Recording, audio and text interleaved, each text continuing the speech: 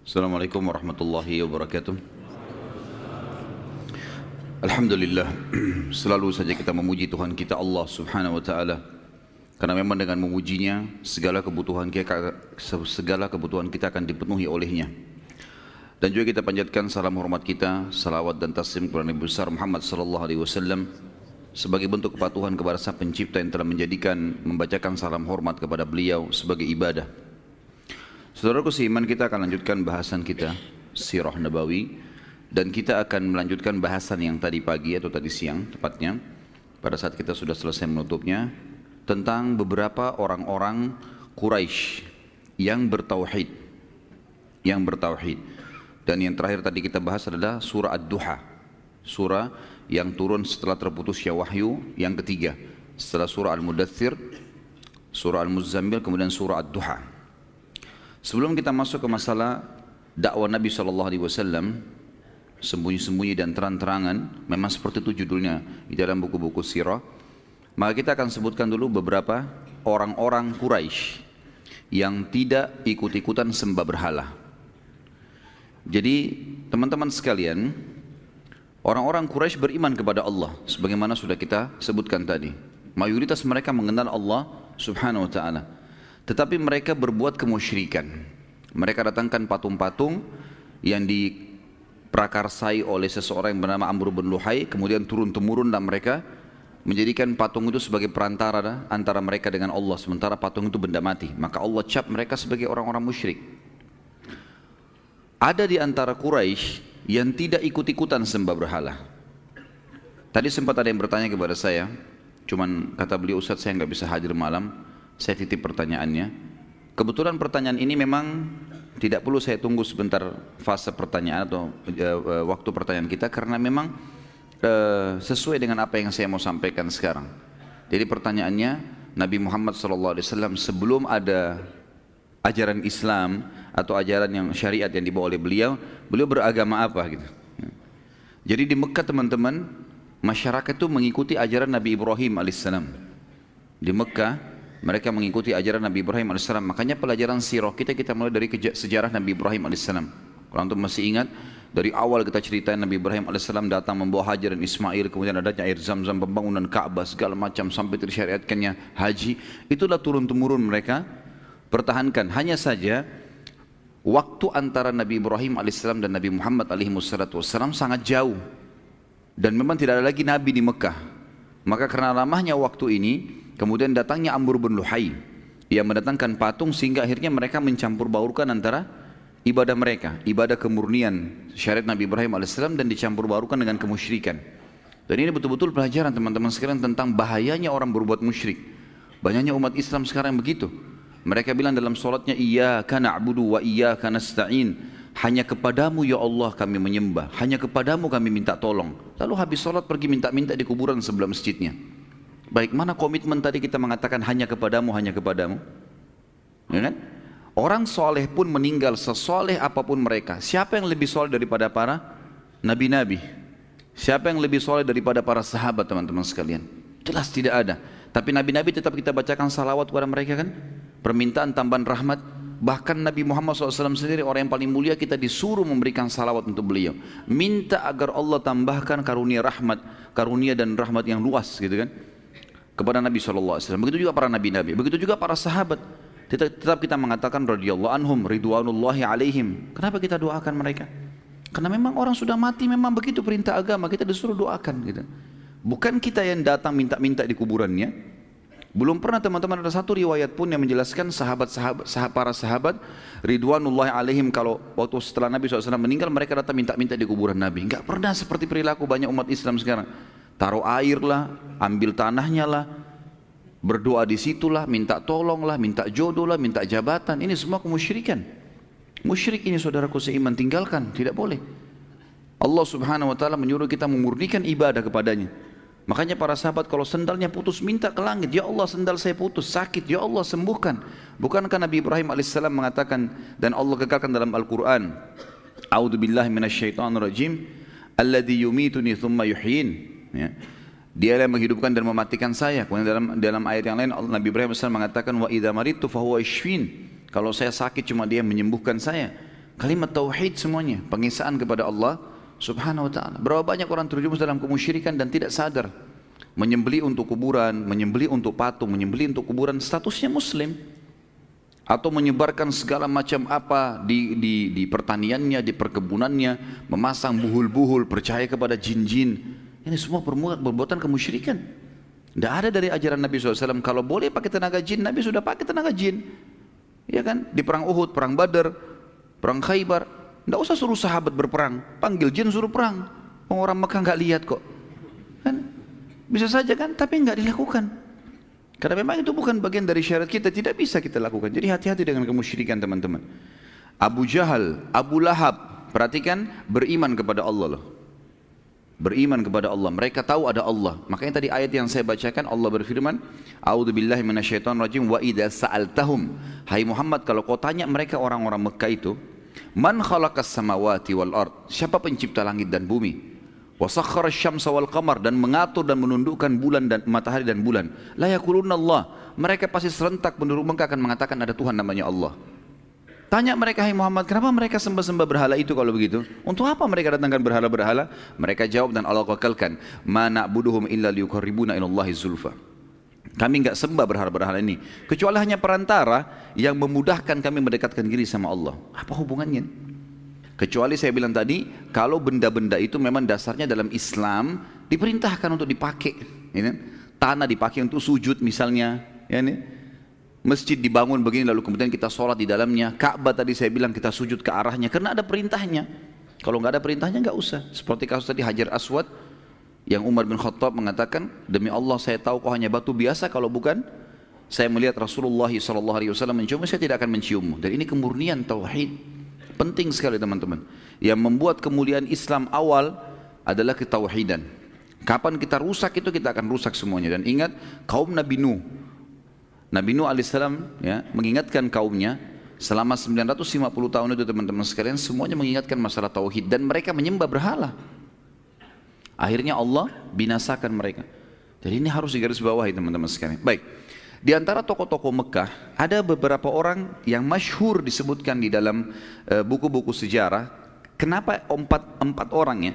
4 orang ini kenapa secara khusus disebutkan namanya? Karena 4 orang ini mereka memang meninggal sebelum masa kenabian. Sebenarnya ada selain mereka yang mentauhidkan Allah, seperti Nabi Muhammad SAW. Abu Bakar tidak pernah sujud kepada berhala, gitu kan? Tetapi Nabi SAW jadi Nabi. Abu Bakar beriman pada Nabi SAW. Khadijah juga tidak pernah ikut-ikutan sembah berhala, tapi nanti mendapat fase kenabian dan beriman, gitu. Tapi 4 orang ini, empatnya dijamin oleh Nabi SAW masuk surga. Artinya ada penyebutan hadis tentang mereka di surga.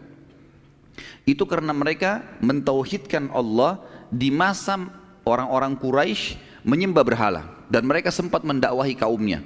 Jadi mereka masih menjaga kemurnian ajaran Ibrahim alaihissalam. Ada di antara mereka nanti juga yang mengikuti ajaran Nabi Isa alaihissalam. Baik, 4 orang ini teman-teman sekalian adalah yang pertama Uthman bin Talha, kemudian Waraqah bin Naufal, yang kedua, nanti saya ulangi lagi kalau ada yang mau tulis. Yang ketiga Zaid ibn Amr bin Nufail. Kemudian yang terakhir Qis bin Sa'ilah. Yang pertama Uthman bin Talha, yang kedua Waraqah bin Naufal, yang ketiga Zaid ibn Amr ibn Nufail, dan yang keempat Qis bin Sa'ilah. Saya akan sebutkan kisah ringkasnya keempat orang ini. Keempat orang ini teman-teman orang yang gelisah sekali di Mekah karena mereka sudah sepuh ya, sudah berumur, dan mereka memang tidak pernah menyembah berhala. Mereka gelisah melihat orang tawaf telanjang, orang sembah berhala, orang makan bangkai, minum darah, segala macam. Di Mekah jahiliyah luar biasa. Mereka mengganti zikir-zikir dan doa kepada Allah dengan bersiul dan tepuk tangan. Ya, begitu mereka pada saat tawaf, gitu kan? Itu Allah sebutkan dalam Al-Quran mukaan wa tasdiyah. Dalam ayat Al-Quran disebutkan mereka bersiul dengan tepuk tangan, gitu. Maka mereka gelisah. Keempat orang ini lalu sepakat kita keluar dari Mekah aja. Maka kita mulai dari Uthman bin Talha dan Waraqah bin Naufal. 2 orang ini keluar menuju ke negeri Syam. Dan keduanya akhirnya menemui pendeta Nasrani. Lalu mulai bertanya tentang apa itu agama Nasrani. Pada saat itu dengan mengambil kesimpulan bahwasanya Nasrani mengimani ada Tuhan namanya Allah, dan mereka mengatakan Isa datang setelah Ibrahim, maka berimanlah Waraqah bin Naufal dengan Uthman bin Talha. Ini ringkas cerita keduanya. Tentu Uthman bin Talha, saya pribadi tidak menemukan hadis menyebutkan tentang dia, tetapi Waraqah bin Naufal ada. Sebagaimana saya jelaskan tadi, kasus setelah bertemu dengan Nabi SAW, dan dia mengatakan, hai Muhammad, demi Allah yang menemui kau adalah Namusul Akbar. Nama lainnya Jibril AS yang telah menemui Musa. Kalau seandainya saya mendapatkan masa kau nanti diobatkan jadi Nabi, sudah diperintahkan berdakwah, maka aku akan jadi penolongmu. Nanti aku beriman padamu, dan aku pada saat kaummu mengeluarkanmu dari kota ini. Terus Nabi SAW menyebutkan pada saat Waraqah bin Naufal meninggal di masa 6 bulan fase terputusnya wahyu, aku diperlihatkan Waraqah bin Naufal di surga. Kemudian kisah Zaid bin Amr bin Nufail, ini agak unik sedikit kisahnya. Zaid bin Amr bin Nufail lebih kritis, orangnya lebih kritis, ya. Dia kemudian menemui pendeta Nasrani, dia menemui pendeta Yahudi, bukan pendeta Nasrani. Dia pergi ke negeri Syam, yang dia tanya-tanya ke orang, siapa orang yang paling pintar di muka bumi, yang mengenal Allah. Maka simpang siur berita mereka mengatakan pendeta Yahudi. Ditanya orang Yahudi, siapa pendeta kalian yang paling luar biasa, yang kalian anggap paling pintar? Ditunjuklah seseorang. Datanglah Zaid rahimahullah ke sana. Begitu ngobrol sama pendeta Yahudi, dia bilang, jelaskan kepada saya agama anda. Dijelaskanlah Nabi Musa, kitab Taurat, dan seterusnya, macam-macam hukum Allah. Tertarik Zaid bin Amr ini. Dia bilang, baik, saya tertarik, saya ingin masuk agama Yahudi. Bagaimana caranya? Waktu dia bilang bagaimana caranya, teman-teman sekalian, ini yang membuat Zaid batalin masuk Yahudi. Apa kata pendetanya? Kalau kau mau jadi Yahudi, kamu harus dimurkahi sama Allah dulu, baru kamu taubat, baru masuk Yahudi. Kata Zaid bin Amr, saya tinggalkan Mekah karena takut dari murkahnya Allah. Ngapain saya sekarang nyari murkahnya Allah? Dia bilang itu syaratnya kalau mau Yahudi. Harus cari dulu masalah, biar Allah murkah, baru kau taubat. Kemudian baru bisa masuk agama Yahudi. Kata dia, saya tidak mau agama ini. Ada nggak orang yang pintar lain yang mengenal Allah selain anda? Dia bilang, saya tidak tahu, kecuali pendeta Nasrani. Karena mereka mengaku ada Nabi setelah Musa. Baik, di mana tempat mereka? Ditunjuklah beberapa gereja. Pergilah Zaid bin Amr ini ke gereja. Tanya Nasrani, siapa pendeta yang paling pintar? Si fulan, didatangilah pendeta itu. Tanya-tanya Nasrani, ternyata memang informasinya lebih lengkap. Karena orang-orang Nasrani beriman tentang Musa, tapi ada Nabi lagi setelahnya namanya Isa. Mereka beriman ada Taurat, mereka beriman ada kitab setelahnya namanya Injil. Berarti ini lebih sempurna. Apa hukum-hukum dijelaskan semua. Baik, setelah itu saya mau masuk agama Nasrani. Jawabannya pendeta Nasrani juga membuat dia tidak jadi masuk Nasrani. Apa jawabannya? Waktu ditanya bagaimana caranya masuk Nasrani, kata pendeta itu dalam riwayat ini, kamu harus sesat dulu. Setelah kamu sesat, gitu kan, kemudian kau taubat baru jadi Nasrani. Kata dia, saya tinggalkan Mekah supaya nggak sesat. Ngapain saya harus sesat sekarang gitu? Dia bilang itu syaratnya. Kata Zaid, saya tidak mau kalau begitu. Agama apa yang mengenal Allah yang kau kenal, yang kau tahu? Dia bilang, saya tidak tahu. Yang saya tahu cuma ada satu, namanya agama Hanif. Apa itu agama Hanif? Agamanya Nabi Ibrahim alaihissalam. Kan Allah sebutkan Hanifah Muslimah. Ya, itu Ibrahim alaihissalam punya Hanif. Hanif itu agama lurus, mentauhidkan Allah. Pokoknya nggak ada sekutunya Allah. Allah itu Esa. Dan ini memang ajaran murni gitu kan. Lalu kata Zaid, bagaimana caranya? Siapa yang saya temuin untuk saya belajar? Kata pendeta itu, nggak ada lagi. Nggak ada orang. Saya pun tidak tahu itu. Itu dulu agama di Mekah gitu.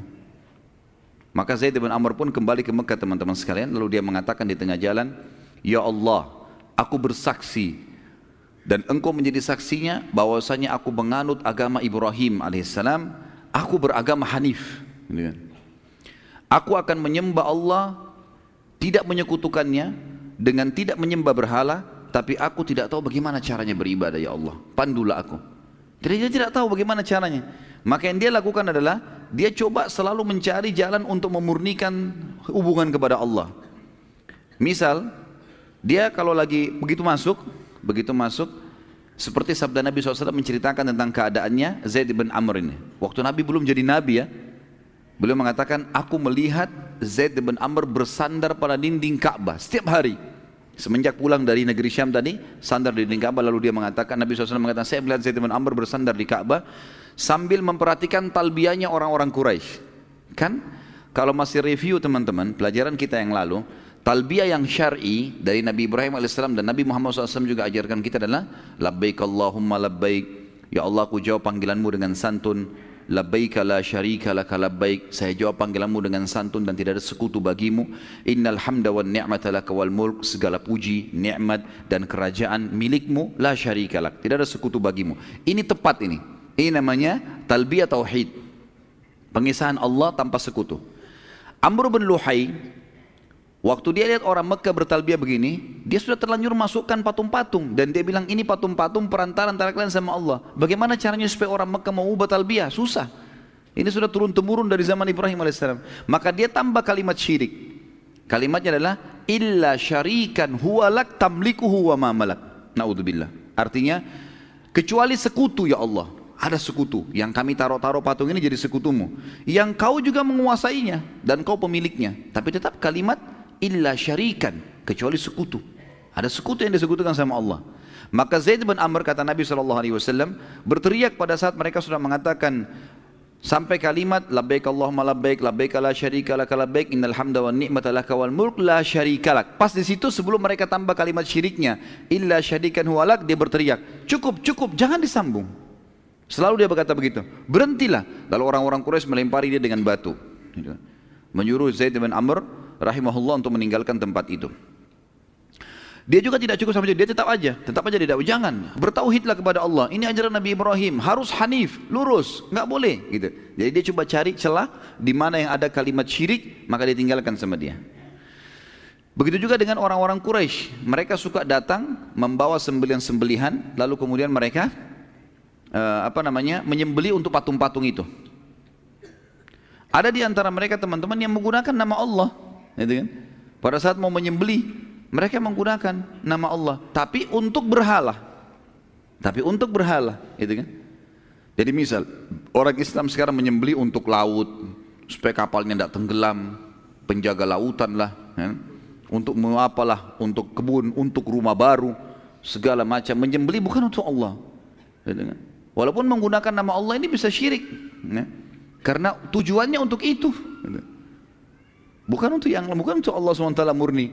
Maka Zaid bin Amr berdiri dekat mereka, jangan sembeli untuk patung-patung ini, sembelihlah. Allah yang menciptakan hewan-hewan ternak ini untuk kalian nikmatin. Kenapa kalian menyembeli untuk berhala? Dan mereka habis disembeli, mereka nggak makan daging itu, dagingnya dibuang aja di situ sampai membusuk di dekatnya berhala itu. Jelas-jelas patung nggak bisa makan, ya rusaklah dagingnya, gitu kan?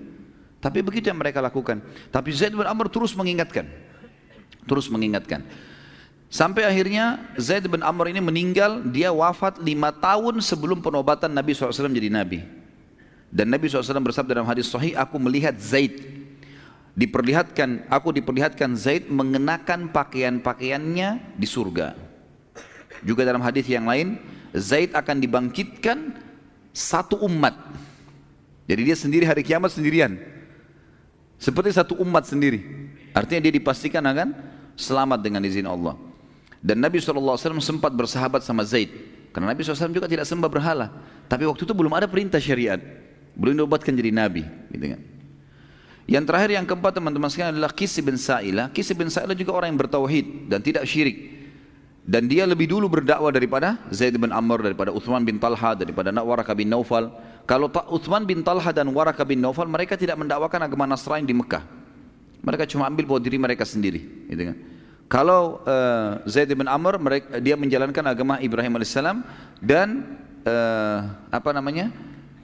Qis bin Sa'ilah juga bertauhid. Tapi dia tidak menyatakan agama apa yang dia pegangi. Dia cuma berjalan dengan apa yang sudah dianggap bagian daripada syariat Ibrahim alaihissalam di Mekah. Karena dia sering melakukan atau melarang orang-orang menyembah berhala, menyembelih seperti Zaid bin Amr tadi, maka dia diusir dari Mekah. Waktu dia diusir dari Mekah, maka dia pun hidup di padang pasir. Dalam beberapa athar disebutkan kalau Qis bin Sa'ilah ini orangnya sangat dewasa, bijaksana, dan kadang-kadang orang Mekah kalau punya masalah bertanya kepada dia. Saking seringnya dia hidup di padang pasir dan sendirian, maka dia hidup bersama dengan uhush dalam bahasa Arab, dalam buku-buku sirah, atau sama hewan-hewan liar Sampai dikatakan dalam salah satu kisah, beberapa orang Mekah pernah mau bertanya sama dia, minta pendapatnya. Dia sedang minum di genangan air bersama singa-singa, gitu kan. Dan pada saat itu dia sempat memukul beberapa ekor singa sambil mengatakan, berikan temanmu minuman. Jadi saking seringnya sudah hidup sama hewan-hewan ini. Dia tinggal 2 dari Mekah. Itu yang dinukil daripada atau dari kisah-kisah bin Sa'ilah. Dan juga ini sama dengan Uthman bin Talha yang tidak disebutkan atau tidak saya temukan. Saya pribadi ya, bahwasanya Nabi SAW bersabda mereka di surga. Tapi yang 2 tadi jelas-jelas ada hadisnya. Walaupun sebagian ulama mengatakan keempat nama ini karena mereka bertauhid atau yang 2-nya mengikuti ajaran Isa alaihissalam selama mereka tidak menyekutukan Allah. Dan kita tahu sebelum Nabi Muhammad SAW setiap Nabi diutus untuk wilayah masing-masing. Misal Mekah, Nabi Ibrahim alaihissalam. Penduduk Mekah walaupun di sana keluar Isa di Bani Israel, mereka cukup ikuti namanya ajaran Nabi Ibrahim alaihissalam. Mereka nggak perlu ikutin Injil. Tapi kalau ada di antara mereka yang mau pergi ke negeri Syam beriman, itu nggak ada masalah. Mereka ikuti syariatnya karena nabi-nabi sebelum Nabi Muhammad SAW khusus untuk wilayahnya saja. Jadi kalau orang wilayah itu beriman pada nabi itu, jalankan syariatnya sudah cukup. Kecuali Nabi Muhammad SAW, begitu beliau datang, seluruh dunia ini harus beriman. Nggak ada lagi wilayah yang terpilah-pilah. Masih ingat saya pernah cerita, Nabi Musa alaihissalam sezaman dengan Nabi Khidir. Beda masing-masing punya syariat. Kemudian ada Nabi Shu'aib, mertuanya Nabi Musa alaihissalam, beda. Di Madian dengan Nabi Musa alaihissalam di Palestina dan Mesir. Kita tahu Nabi Isa zaman dengan sepupunya sendiri Nabi Yahya. Masing-masing punya hukum. Gitu. Nabi Yahya alaihissalam punya hukum sendiri, gitu kan. Maka masing-masing berjalan dan orang-orang yang hidup di wilayah masing-masing kalau mengikuti syariat nabinya sudah cukup. Tapi mereka harus mengimani keberadaan nabi-nabi yang lain. Cuma penerapan hukum seperti itu. Makanya tadi kalau ada yang bertanya, misal bagaimana Waraqah bin Naufal bisa masuk surga sementara dia menganut agama Nasrani? Karena memang dia punya hak pada saat itu. Pada saat itu orang bisa mendatangi wilayah di mana ada nabi lalu dia beriman padanya, menjalankan syariatnya. Nah, seperti itulah sebelum Nabi SAW. Baik. Sekarang kita teman-teman masuk ke masalah fase dakwah. Karena tadi sudah kita terangkan ada surah Al-Muzammil, ada Muddathir, ada Muzammil. Kan jelas ayatnya ya. Hai orang yang berselimut, bangunlah. Nah, disuruh Nabi SAW menyampaikan dakwah. Turunlah beberapa hukum-hukum syariat. Walaupun teman-teman sekalian fase dakwah Nabi SAW 13 tahun di Mekah dikenal dengan fase Makkiyah. Dan ada 10 tahun di mana dikenal dengan fase Madinah. Ya, kalau ayat dikatakan ayat Makkiyah dan ayat Madaniyah. Ya, kalau teman-teman baca dalam Al-Quran terjemahan ada ayat-ayat Makkiyah, maksudnya ayat yang dari kota turun di kota Mekah dan atau fase Mekah, dan ayat-ayat Madaniyah berarti yang turun di Madinah. Umumnya ayat-ayat Al-Quran yang turun di Mekah itu berisi tentang kisah-kisah umat sebelum kita, kan? Kisah-kisah tentang surga dan neraka, siksa kubur. Gitu. Ini semua isinya itu, peringatan-peringatan seperti ini. Jadi belum mencakup hukum-hukum syar'i, kecuali sebagian kecil. Kalau ayat-ayat Madaniyah yang di Madinah itu semuanya hukum. Seperti kita tahu tahun 2 Hijriah, nanti kita pelajari tahun 2 Hijriah mulai ada puasa Ramadan, mulai ada perintah-perintah jihad, ya, mulai ada perintah di fase Madinah haji, ya, dan umroh sesuai dengan syariat Allah Subhanahu Wa Taala. Jadi banyak yang terjadi di hukum-hukum Madinah itu. Baik, kita mulai dengan dakwah sembunyi-sembunyi dan kita insya Allah juga akan terangkan dakwah terang-terangan. Setelah turun surah Al-Muzammil, Nabi SAW mulai berdakwah dan pada paling awal beliau dakwahi adalah istrinya tercinta Khadijah radhiyallahu anha. Dan Khadijah tidak ragu, kemudian langsung menerima Islam dan ia wanita pertama yang menganut Islam. Kemudian Nabi SAW mendatangi anak angkatnya, tadi saya sempat singgung namanya Zaid bin Harithah, ya, atau sahayanya. Beliau seorang budak yang dihadiahkan Khadijah radhiyallahu anha untuk Nabi SAW pada saat menikah. Sebelum Zaid bebas, sebelum masuk dalam keterbudakan, tadi kalau masih ingat ceritanya, beliau adalah anak kepala suku, gitu kan? Dan ayahnya bernama Harithah. Kemudian suku Harithah dan suku lain berperang, lalu kemudian kalah. Pada saat kalah, Zaid ditawan oleh musuh, kemudian diperjualbelikan di pasar sampai tiba di pasar Mekah, dibeli oleh Khadijah. Khadijah hadiahkan kepada Nabi SAW. Harithah mendengar, cari tahu anaknya di mana, sampai mendengar kalau itu ada di tangan Nabi SAW, di tangan seorang tokoh Mekah namanya Muhammad. Belum Nabi jadi Nabi ini kan. Kemudian dia datang dan berkata, hai Muhammad, anak saya Zaid ini adalah orang yang bebas, bukan budak. Berapapun kau minta tebusannya saya akan bayar. Karena dia orang bebas dulu, suku saya berperang dan kalah. Kata Nabi SAW, tidak usah bayar. Tanya Zaid, kalau Zaid pilih kamu, silahkan, dia bebas. Kalau dia pilih saya, kau harus bisa menerimanya. Kata Haritha, baiklah. Datanglah kepada, kata dia, sangat bijaksana. Lalu dia datangi anaknya. Hai Zaid, tinggal kau pilih saja ayahmu, kau akan kembali kepada sukumu, kau akan menjadi pengganti ayahmu menjadi kepala suku. Muhammad sangat bijaksana. Atau kau pilih Muhammad tetap dalam keterbudakan. Kata dia, tidak, demi Allah, aku tidak akan pernah mendahulukan atau mengedepankan siapapun atas Muhammad. Dalam riwayat lain dikatakan, aku tidak akan mendapatkan siapapun yang berperilaku seperti baiknya Muhammad padaku. Jadi sampai kebaikan ayahnya pun dia lupakan, gitu kan? Karena baiknya Nabi SAW. Dan ulama mengatakan ini tentu ada hikmah-hikmah syar'i. Ya. Ada hikmah syar'i. Ini bukan masuk dalam bab durhaka dengan orang tua, tidak. Karena Zaid bukan niat durhaka. Zaid niat untuk menerima pilihan dari ayahnya. Ikut sama Muhammad tetap budak, atau kau ikut saya menjadi anak kepala suku. Jadi dia tidak menolak ayahnya, tapi dia disuruh pilih. Maka dia lebih memilih tinggal bersama Nabi SAW. Dari semenjak kisah itu maka Zaid diganti namanya dari Zaid bin Haritha menjadi Zaid bin Muhammad, sampai turun firman Allah Subhanahu wa taala dalam surah Al-Ahzab surah nomor 33 ayat 40. A'udzu billahi minasyaitonir rajim. Ma kana Muhammadun aba hadin min rijalikum walakin Rasulullah wa khataman nabiyyin wa kana Allah bikulli syai'in alima. Muhammad bukanlah sekali-kali bapak seseorang di antara kalian, tetapi dia adalah Rasulullah dan penutup para nabi-nabi, dan Allah maha mengetahui segala sesuatunya. Ayat tadi ini teman-teman melarang penisbatan nama selain ayah sendiri pada seseorang. Makanya Zaid dikembalikan namanya menjadi Zaid bin Haritha. Dan saya sudah sebutkan tadi, termasuk tidak boleh istri mengganti nama ayahnya, walaupun ayah itu orang kafir. Walaupun ayah itu orang kafir. Kita tahu Abu Talib meninggal dalam keadaan kufur, tapi Ali bin Abi Talib, gitu kan? Jelas tetap aja. Khattab, ayahnya Umar, setahu saya meninggal dalam keadaan kufur, maka Umar bin Khattab tetap nisbat namanya. Dan banyak yang lain seperti itu, banyak yang lain, ya. Yang memang mereka meninggal dalam keadaan kufur, tapi tidak ada penghapusan penisbatan nama. Karena itu kuasa Allah Subhanahu wa taala. Zaid bin Haritha tumbuh di rumah Nabi SAW, dan pada saat perintah dakwah datang, dia langsung beriman pada risalah Nabi SAW, dan dialah sahaya pertama yang masuk Islam setelah tadi Khadijah adalah wanita pertama. Kemudian orang yang ketiga yang masuk Islam adalah sepupu Nabi SAW yang diambil oleh Nabi SAW, tinggal di rumahnya, namanya Ali bin Abi Thalib radhiyallahu anhu. Dan ini ada kisahnya sendiri. Nabi SAW dulu, sebagaimana saya ceritakan teman-teman, pada saat Abdul Muttalib kakeknya meninggal di umur 8 tahun, maka Abu Talib mengambil Nabi SAW dan tinggal di rumahnya sampai menikah dengan Khadijah. Dari umur 8 tahun sampai umur 25 tahun tinggal bersama Abu Talib. Tetapi setelah dia berbisnis SAW di umur 21 tahun, beliau sudah mulai membantu pamannya, sudah tidak lagi bergantung, gitu kan. Dan ada cerita yang sampaikan kalau masih ingat, baginda Nabi SAW adalah memiliki akhlak yang sangat mulia. Di rumah Abu Talib karena sibuk mengurus dari suku Abdiddar, mengurus Ka'bah. Kalau dia punya uang sedikit dihabisin untuk mengurus Ka'bah, gitu kan. Jadi dia miskin, dia nggak punya apa-apa. Jadi kalau disiapin makanan dikeroyokin sama anak-anaknya yang cukup banyak. Maka Nabi SAW tidak ikut-ikutan, tidak pernah berebut makanan di situ.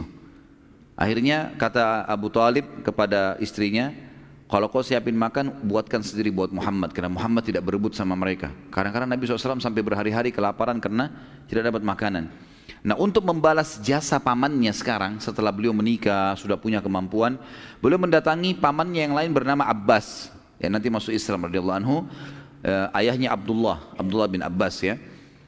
Dia mengatakan, wahai paman, kayaknya pamanku yang satu Abu Talib, kita tahu keadaannya, anaknya banyak, keadaan ekonominya miskin.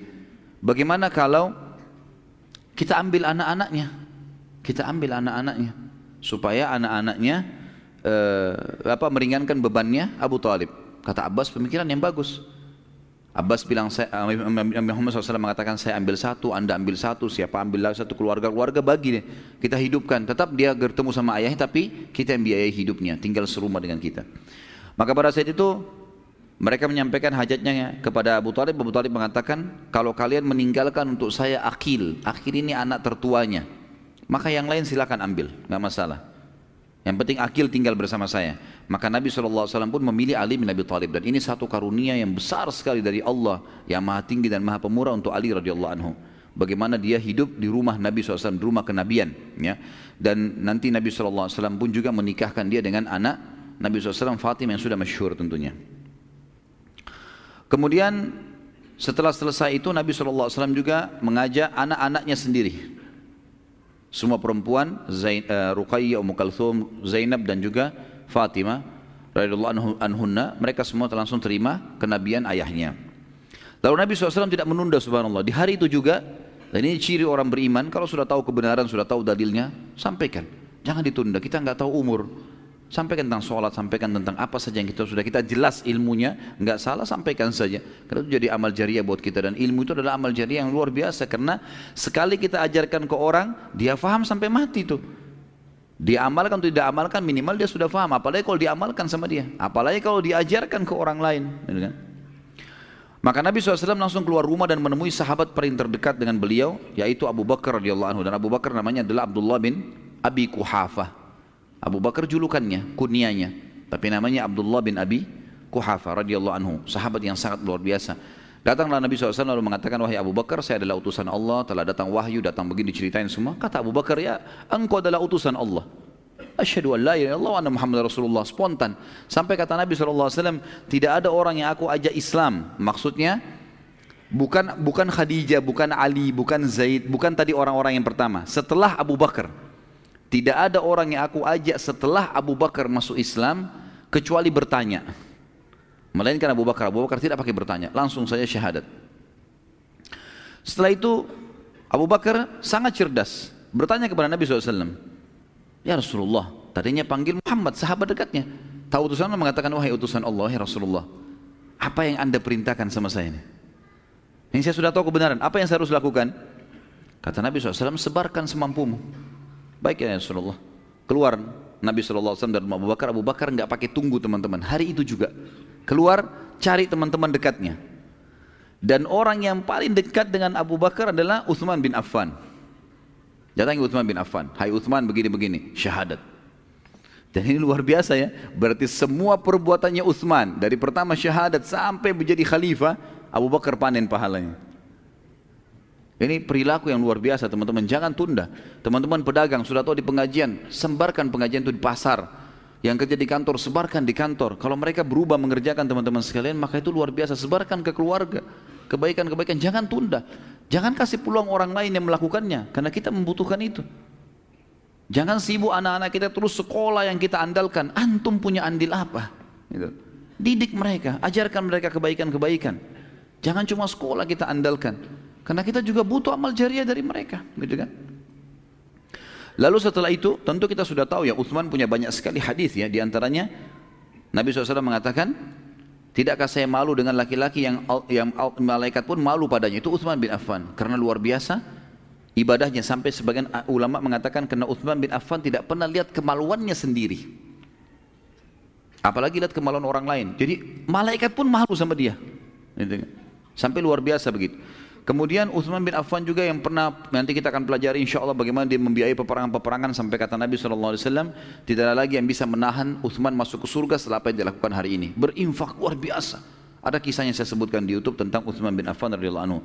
Tapi yang inti kita ingin titik beratkan, semua pahala Utsman dipanen oleh siapa? Abu Bakar. Hanya dengan ngajak syahadat, tidak ada ruginya, nggak ada capeknya, nggak ada biayanya, gitu kan? Ajak syahadat. Nanti dia tidak terima Ustaz, bukan urusan kita, dia tidak terima. Sampaikan dulu. Ma'alaika illa al-balagh. Tugasmu cuma sampaikan. Saya datang sini teman-teman, saya cuma sampaikan. Entah siapa di antara antum yang amalkan, Allahu alam. Yang amalkan, alhamdulillah, akan jadi amal jariah buat saya gitu. Sampaikan saja. Baik, kemudian tidak berhenti sampai situ. Begitu Utsman bin Affan selesai, sudah syahadat, sama Abu Bakar saya pamit ya, pergi ke rumah sebelah. Di sebelah rumahnya Utsman ada sahabat yang mulia. Sahabat yang salah satu juga dijamin masuk surga, Zubair bin Awam, terkenal dengan keberaniannya luar biasa dalam peperangan. Zubair bin Awam ini anaknya Sofia, Sofia tantenya Nabi, ini sepupu Nabi sendiri loh, kan gitu. Jadi bagaimana Abu Bakar jelinya mencari orang-orang yang terdekat sama Nabi yang didatangin, sebelum ada orang lain mendahuluinya. Abu Bakar bukan cari kerabat-kerabatnya, orang-orang yang terdekat dengan Nabi dulu, sepupu-sepupunya Nabi didatangi semuanya. Dan waktu itu Zubair bin Awam berumur 16 tahun. Anaknya Sofia, Sofia ini adalah tante Nabi SAW. Dan Zubair bin Awam sangat terkenal. Kalau dia ada di medan perang teman-teman sekalian, musuh sudah takut. Begitu ada Zubair, mereka tahu, mereka cari tahu siapa prajurit muslim yang paling kuat. Kalau sebut ada Zubair di sana, mereka sudah ketakutan. Zubair suka bawa 2 tongkat tajam, ditaruh di pundaknya 2, gitu kan. Punya ciri khas warna. Dia kalau berhadapan musuh di medan perang, peperangan manapun, Zubair ini selalu dia di depan. Ini musuh, dia di depan sini. Pasukan muslim di belakang ini. Sambil ngelihat mukanya musuh ini. Nah. Tunggu di belakang takbir, dia masuk serbu duluan, sendirian. Sampai ke belakang pasukan musuh, dia kembali lagi. Mati terbunuh, mati syahid. Saking beraninya, luar biasa gitu. Sampai musuh ketakutan kalau dia ada, karena satu orang bisa ngocak-acik macam-macam. Gitu kan. Seperti itulah. Dan yang panen pahalanya siapa? Abu Bakar.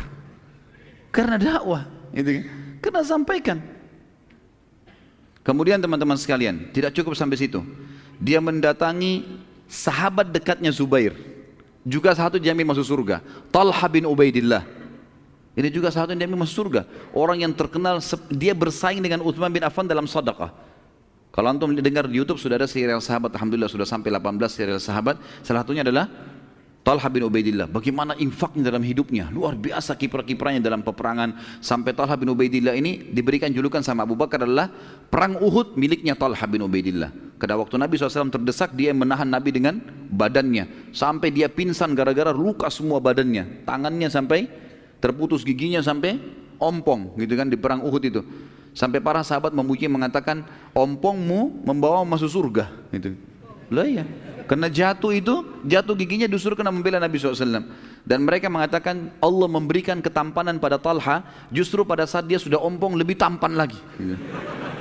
Nah iya, begitu dinukil dalam riwayat. Allah berikan begitu luar biasa. Ya. Sudah masuk Isya? Baik sebentar. Kemudian setelah Talha bin Ubaidillah masuk Islam, ini hari yang sama ya, Abu Bakar gak tunda nih. Juga dipanen pahalanya. Datang dia kepada sahabat yang mulia, salah satu juga yang jamin masuk surga, Sa'ad bin Abi Waqqas. Sahabat yang mulia luar biasa. Seluruh wilayah Persia takluk di tangannya Sa'ad bin Abi Waqqas. Seluruh wilayah Persia. Jadi Iran, Irak, Afghanistan, Rusia, semua itu teman-teman sekalian masuk Islam dengan perantara Sa'ad bin Abi Waqqas. Panen pahalanya luar biasa. Puluhan jutaan orang masuk Islam, dan ulama-ulama kita tahu seperti Imam Abu Hanifah di sana, ya kan? Kemudian kita tahu juga Imam Ahmad juga di sana di Irak. Kita tahu enam-enamnya ahli hadis, ya, Bukhari, Muslim, Abu Daud, Tirmidzi, Ibnu Majah, Nasai, ini semua ada di negeri Persia sana. Imam Bukhari dari negeri Bukhara, Imam Muslim dari Nisabur, semuanya wilayah Rusia ini. Semuanya dipanen oleh pahalanya Sa'ad bin Waqqas. Dan yang membuat dia masuk Islam adalah Abu Bakar. Dan yang terakhir masuk Islam dengan Abu Bakar, bukan terakhir ya, pada hari itu saja masuk Islam seorang sahabat Nabi yang lain yang juga dijamin masuk surga, Abdurrahman bin Auf radhiyallahu anhu. Ini juga masuk Islam di tangannya Abu Bakar. Orang-orang yang besar-besar semua ini masuk Islam di tangannya, hanya karena yakin, oh ya ini Rasulullah, udah sampein langsung, enggak ada keraguan sama sekali. Gitu. Seperti itulah yang luar biasanya. Maka Abdurrahman pun mengucapkan syahadat. Siapa yang tidak kenal Abdurrahman? Sampai Umar bin Khattab pada saat mau meninggal, yang mengumpulkan 6 orang sahabat yang tersisa dari masuk surga, dia tunjuk Abdurrahman menjadi kandidat terkuatnya. Tapi dia nggak mau tunjuk, Umar radhiyallahu anhu tidak mau tunjuk. Umar mengatakan, hai Abdurrahman, kau memimpin majlis untuk memilih kandidat khalifah setelahku, tapi kau memimpin majlisnya. Dan pada saat itu pun Umar mengatakan, kalau Abdurrahman yang jadi saya setuju. Karena dia luar biasa percayanya dengan orang ini. Ini juga masuk Islam di tangan Abu Bakar radhiyallahu anhu. Kemudian teman-teman kita tutup dengan untuk sekarang ya, sampai azan Isya saja ini. Dari kasus ini dapat diambil pelajaran bagaimana kecerdasan dan juga gagasannya dan ketegasan, kejelian, kecerdasan Abu Bakar radhiyallahu anhu dalam mendakwakan Islam. Sampai Rasulullah SAW akhirnya bersabda setelah itu, bila ditimbang iman seluruh umat ini dengan imannya Abu Bakar, iman umat ini ditimbangan, semua kita ini, semua sahabat, semua tabi'in, semua ulama-ulama, semua masyarakat awam yang sudah mati, yang sekarang hidup, yang akan lahir nanti, semua umat ini sampai hari kiamat ditaruh imannya di satu timbangan, dan iman Abu Bakar di timbangan sebelahnya, tetap iman Abu Bakar lebih berat. Karena tidak ada ragu, halal halal, haram haram, selesai. Hidupnya untuk itu sudah. Nggak ada bimbang, nggak ada ragu, benar nggak ya? Nggak ada sama sekali. Lalu kemudian kata Nabi SAW, demi Allah dalam hadis sahih, tidak ada seorang pun yang menginjakkan kakinya di muka bumi ini lebih mulia setelah para nabi-nabi seperti Abu Bakar. Sampai ulama mulai kesimpulan bahwasanya setelah nabi-nabi ya, yang datang adalah Abu Bakar radhiyallahu anhu. Ini sahabat Nabi yang mulia. Jadi sahabat-sahabat Nabi Isa, sahabat Nabi Musa semuanya itu masih di bawahnya Abu Bakar radhiyallahu anhu, karena beliau adalah sahabat Nabi SAW. Dan memang beliau adalah dipuji oleh Nabi SAW seperti ini. Dan tentu masih banyak sekali julukan-julukan yang diberikan oleh Nabi SAW yang akan kita lihat di kedepannya. Di antaranya adalah diberikan julukan As-Siddiq yang akan kita ceritakan pada kisah Isra Mi'raj insyaAllah. Mungkin begitu dulu, kita salat Isya dan kita lanjutkan insyaAllah setelahnya. Subhanakallahumma bihamdika asyhadu an la ilaha illallah astaghfirullah wa atubu ilaih. Wassalamualaikum warahmatullahi wabarakatuh. Assalamualaikum warahmatullahi wabarakatuh. Alhamdulillah wassalatu wassalamu ala rasulillah. Segala puji bagi Allah subhanahu wa ta'ala, juga salawat dan taslim besar Muhammad sallallahu alaihi wasallam. Kita sekalian kebahasan tentang dakwah terang-terangan. Dakwah terang-terangan. Kita pindah teman-teman sekalian di subjudul yang lain setelah berjalan beberapa waktu, tapi saya pribadi tidak menemukan beberapa bulan, beberapa hari kah jaraknya ini, tapi yang jelas Allah subhanahu wa ta'ala memerintahkan setelahnya baginda Nabi SAW yang disebutkan dalam surah Al-Hijr, surah nomor 15 ayat 94 sampai 99. Surah ini menjelaskan tentang perintah Allah yang maha tinggi dan maha pemurah untuk menjelaskan atau menyampaikan agama kepada seluruh masyarakat Mekah, bahkan keluar dari Mekah sekalian. Bunyinya a'udzubillahi minasyaitonirrajim, fasda' bima tu'mar wa a'rid 'anil musyrikin inna kafainakal mustahzi'in alladhina yaj'aluna ma'allahi ilahan akhar fasawfa ya'lamun wa laqad na'lamu annaka yadiku sadruka bima yaqulun fasabbih bihamdi rabbika wa kum minas sajidin wa'bud rabbaka hatta ya'tiyakal yaqin. Sampaikanlah hai Muhammad, fasda' itu perintah, kata Amr.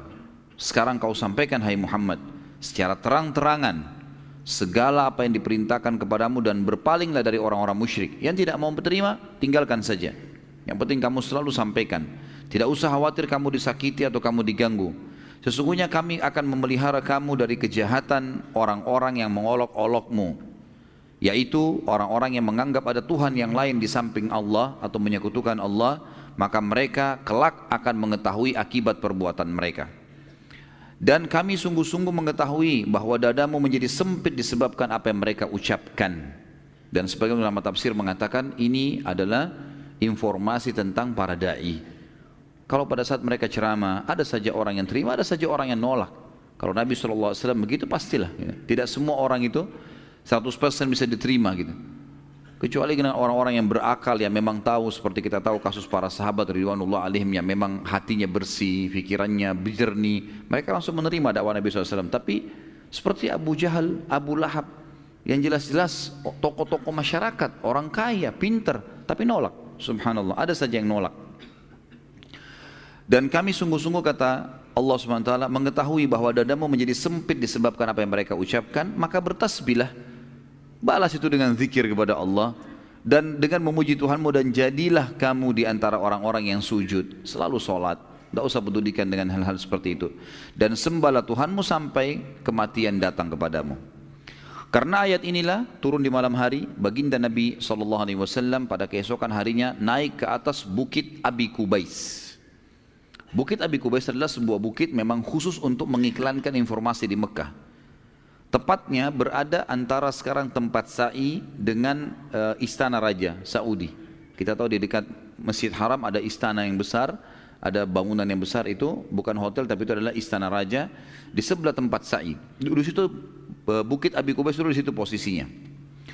Beliau SAW lalu berteriak dengan suara keras di situ, wa sabaha, wa sabaha. Istilah ini teman-teman sekalian digunakan oleh orang-orang Arab pada saat itu untuk mengingatkan kalau ada pasukan yang mau menyerang. Wasabaha artinya hati-hati, bahaya penyerangan sudah dekat di pagi ini. Seperti itulah, teriak dengan suara keras. Dan ini biasanya yang naik di bukit Abi Kubais adalah sahaya-sahaya di Mekah. Kemudian mereka tidak boleh mengucapkan ini kecuali benar-benar tahu ada pasukan yang menyerang. Karena ini berarti sudah harus ya siaga semuanya. Gitu. Nabi SAW teriak dengan suara keras, terdengar oleh orang-orang Quraisy. Mereka segera datang ke sana. Lalu mereka kaget, ternyata yang dilihat adalah baginda Nabi SAW. As-Sadiqul Amin, orang yang paling jujur dan bisa dipercaya, yang paling terpercaya. Lalu mereka pun berkumpul semua. Lalu Nabi SAW menunggu sampai mereka terkumpul semua. Masyarakat Mekah, lalu Nabi SAW mengatakan, wahai Quraisy, bagaimana bila aku mengatakan pada kalian bahwa di belakang bukit ini, gunung yang ada pada saat itu As-Suwaida, gunung di Mekah, dekat pintu gerbang Mekah, di belakang bukit ini terdapat pasukan yang akan menyerang kalian sekarang. Apakah kalian percaya dengan saya? Atau percaya dengan aku? Serentak semuanya mengatakan, semuanya berkata pada saat itu, tentu. Karena kami belum pernah sekalipun mendapatkan engkau berbohong. Dan ini kesaksian orang-orang Quraisy. Ini juga penjagaan Allah yang Maha Tinggi dan Maha Purna terhadap baginda Nabi SAW, karena beliau tidak pernah berbohong semasa hidupnya. Sama sekali, satu kali pun tidak pernah, walaupun bercanda. Maka Nabi SAW mengatakan, sudah tanya, dan mereka mengatakan tentu kami akan percaya. Semuanya bilang serentak, karena kami belum pernah temukan kamu bohong. Kata Nabi SAW, kalau gitu ketahuilah bahwa aku adalah utusan Allah. Kalau kalian akui aku tidak pernah bohong, aku ini adalah utusan Allah, yang di antara dua tanganku ada azab yang pedih. Maksudnya orang yang beriman akan masuk surga selama dari azab, orang yang kufur akan masuk siksaan. Mendengar perkataan Nabi SAW, pada saat itu orang yang paling pertama menolak dakwah beliau adalah pamannya sendiri, Abu Lahab, namanya Abdul Uzza. Dia pada saat itu melihat entah syaitan dari mana yang menggoda dia. Yang jelas dia langsung saja teriak pada saat itu. Ini ponakannya sendiri, terkenal waktu itu di Mekah orang yang terpercaya, gitu kan. Bahkan ada beberapa athar menyebutkan kalau Abu Lahab ini selain paman Nabi SAW juga adalah besannya Nabi. Karena anaknya Abu Lahab nikah dengan anak Nabi SAW, gitu kan. Maka Ruqayyah atau Ummu Kalsum salah satunya menikah dengan anak Abu Lahab, yang akhirnya Abu Lahab suruh ceraikan setelah mengetahui kalau Nabi SAW diutus menjadi Nabi. Malah seperti saking bencinya, entah syaitan dari mana, kata para ulama, yang telah merasuki Abu Lahab sampai seperti ini. Padahal dia tidak ada ruginya kalau dia beriman. Maka dia mengatakan, kecelakaan bagi Muhammad, tabban lak, bahasa Arabnya. Apakah engkau mengumpulkan kami di sini semuanya hanya untuk menyampaikan masalah itu? Maka Abu Lahab pun akhirnya membubarkan orang-orang, dan dia berkata pada saat itu, bubarlah dan jangan dengarkan dia. Lalu dia sepakat sama istrinya untuk meletakkan duri di jalan yang Nabi SAW lewati, supaya jangan berdakwah. Bayangkan ya, tidak ada sebab loh ini. Abu Lahab ini pamannya Nabi. Artinya kalau memang sampai Nabi pun terkenal, nanti kan kita lihat riwayatnya itu atau kisahnya itu, mereka juga untung sebenarnya, kalaupun dia tidak beriman. Maka turunlah pada saat itu langsung spontan di Bukit Abi Qubais wahyu Allah surah Al-Lahab, karena perilaku Abu Lahab ini, gitu kan. Dan langsung pada saat itu, karena dia orang yang pertama menolak dakwah, diklaim, dicap oleh Allah ahli neraka. Ini orang sampai mati nggak bakal masuk Islam, mustahil. Memang sudah begitu, Allah sudah tahu, maka dikekalkan dalam Al-Quran. Surah Al-Lahab, surah nomor 111, ayat 1 sampai ayat 5, yang sudah kita hafal tentu. A'udzubillahi minasyaitonirrajim. Tabbat yada abi lahabin wa tab. Ma agna anhu maluhu wa ma kasab. Tab itu adalah celaka, binasa. Kedua tangannya Abu Lahab. Dan sesungguhnya pasti dia akan binasa. Tidak akan bermanfaat seluruh harta benda yang dia telah kumpulkan dan usahakan. Sayasla naran dzata lahab. Pasti dia nanti kalau mati akan masuk ke dalam api yang bergejolak-jolak, ya, bergejolak di hari kiamat di neraka. Wa imratu hammalatal hatab, dan pasti juga istrinya akan ikut bersamanya ke neraka, yang selalu membawa kayu-kayu bakar, kayu-kayu kering yang untuk dibakar jadi api, dan itu penuh duri-duri. Fi jidiha hablum mim masad, yang di lehernya si perempuan itu ada tali dari sabut. Jadi dia membawa potongan-potongan pohon yang berduri ditaruh di jalan Nabi SAW, lalu dia bawa sabut itu tujuannya dia bakar, kemudian jadi api, lalu kemudian ditaruh di duri-duri itu sehingga Nabi SAW tidak bisa lewat dalam berdakwah. Jadi tidak ada sebab ini. Hanya karena Nabi SAW mengatakan saya seorang Nabi, hanya itu. Orang Mekah itu tidak nolak ya. Yang nolak cuma Abu Lahab sama istrinya nih. Nabi SAW pada saat itu karena diperintahkan oleh Allah SWT untuk mendakwakan Islam ini, turun firman Allah setelah itu, setelah menyampaikan ke masyarakat Mekah, fokus sekarang hai Muhammad ke kerabatmu juga, panggil mereka semua. Semua kerabatmu dakwahi. Turun firman Allah langsung waktu itu dalam surah Asy-Syu'ara, surah nomor 26 ayat 214. Satu ayat saja turun. A'udzubillahi minasyaitonirrajim wa anzir ashiratakal aqrabin. Sekarang hai Muhammad berikan peringatan kerabat-kerabat terdekatmu. Maka beliau SAW mengumpulkan kerabatnya dari keturunan Abdul Muttalib pada saat itu. Di rumah beliau SAW, di rumahnya yang bersama dengan Khadijah. Sebelum beliau SAW bicara, waktu sudah kumpul semua kerabatnya, diundang Nabi SAW siapin makanan, undang mereka. Rencananya habis makan baru disampaikan. Abu Lahab datang juga waktu itu.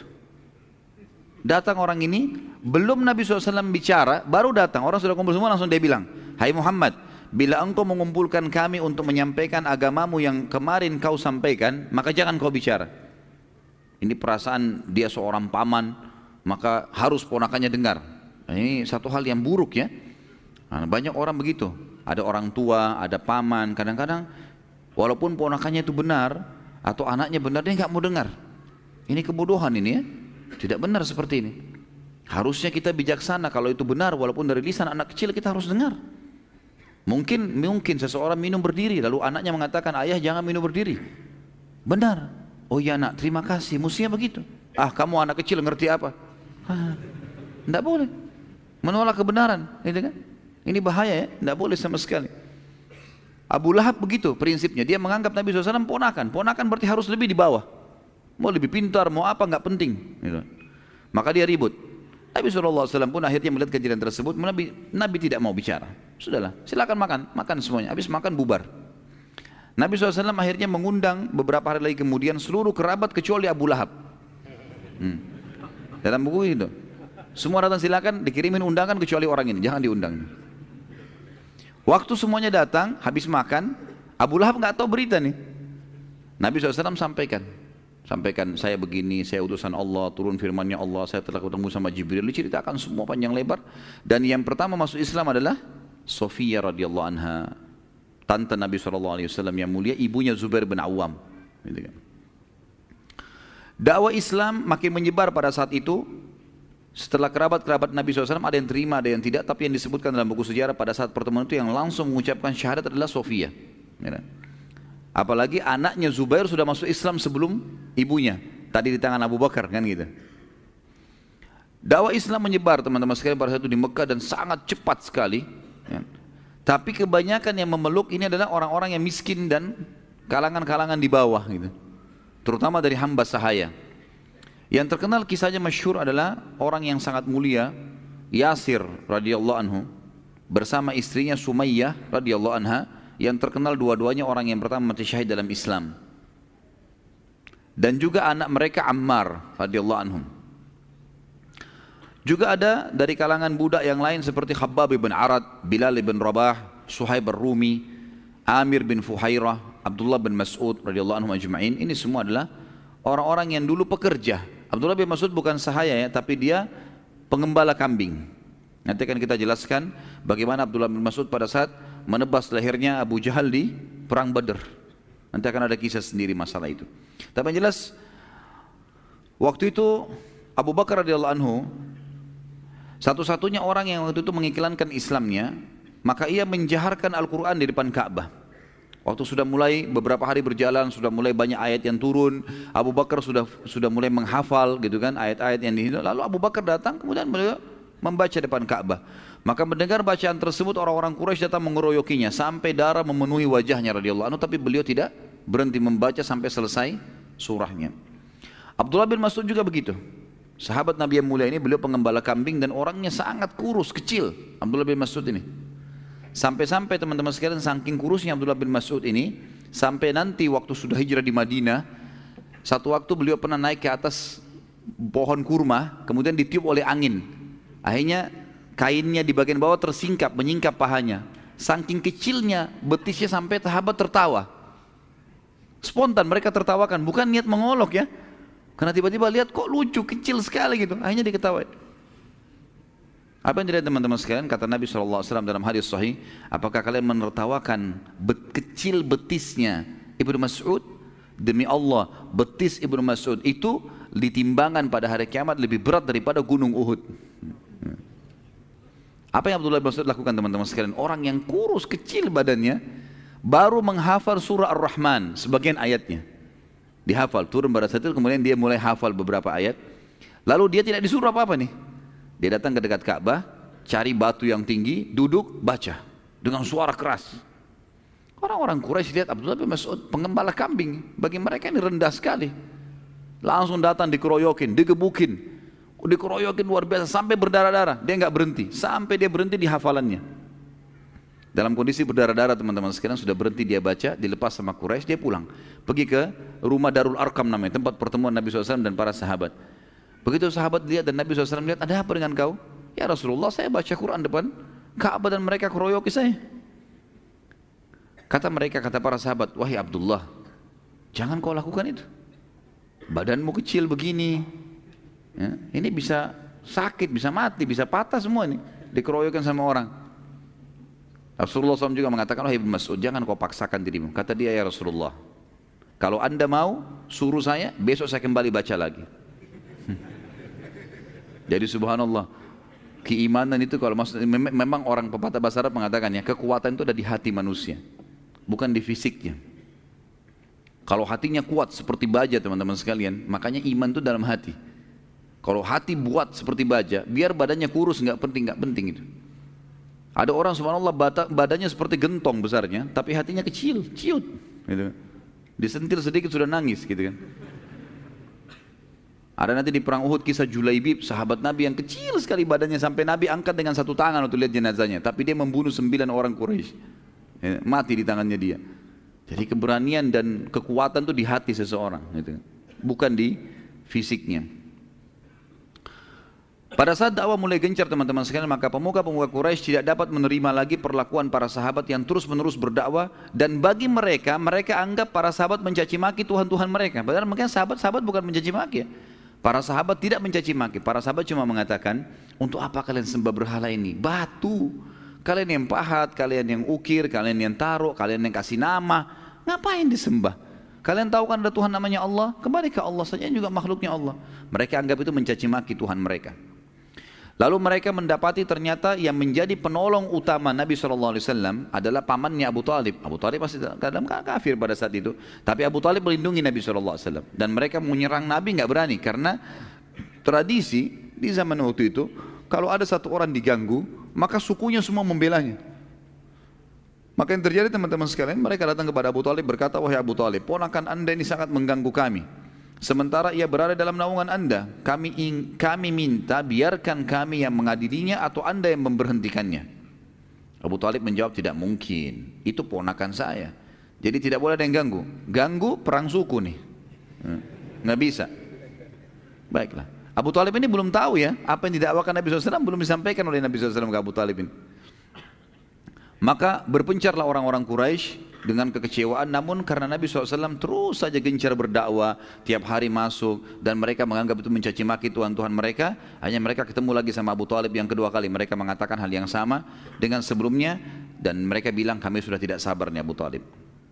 Melihat keadaan sudah memanas, dan Quraisy sudah mengatakan kalaupun kamu mau perang Abu Talib, kami siap berperang, harus diberhentikan nih, ponakanmu selalu mencaci maki, setiap tawaf melihat patung dicaci maki, ini apa, untuk apa disembah, gitu diingatin.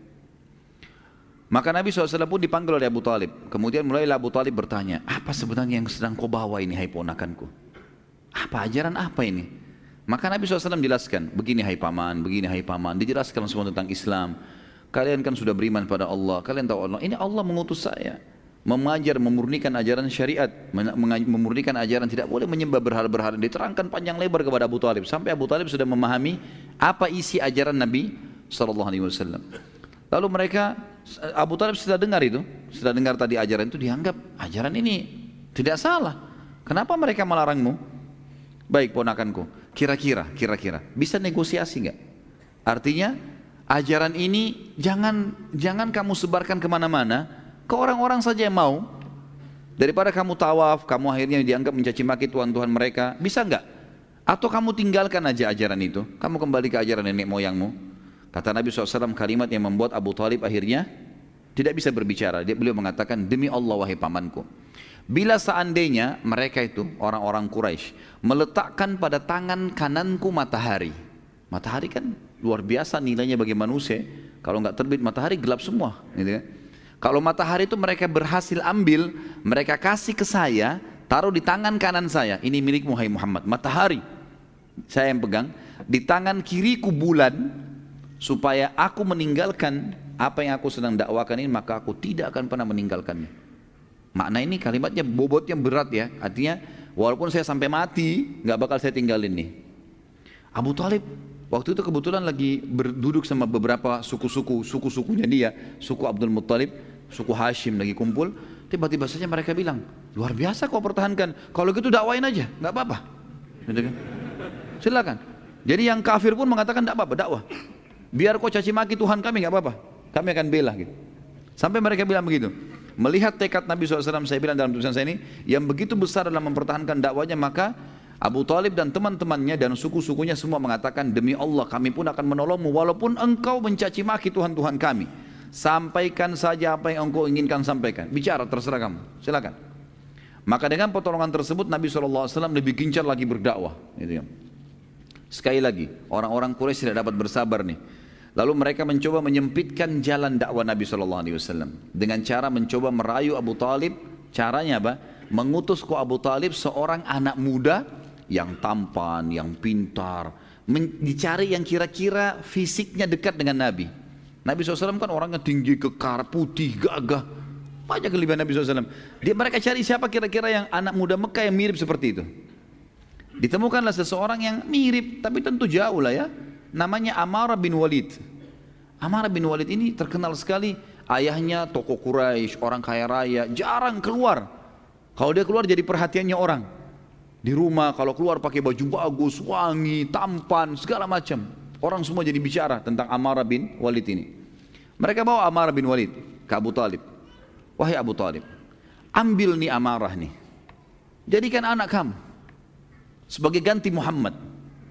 Kasih Muhammad buat kami. Ambil nih sudah. Ayahnya pun siap. Ambil saja silakan.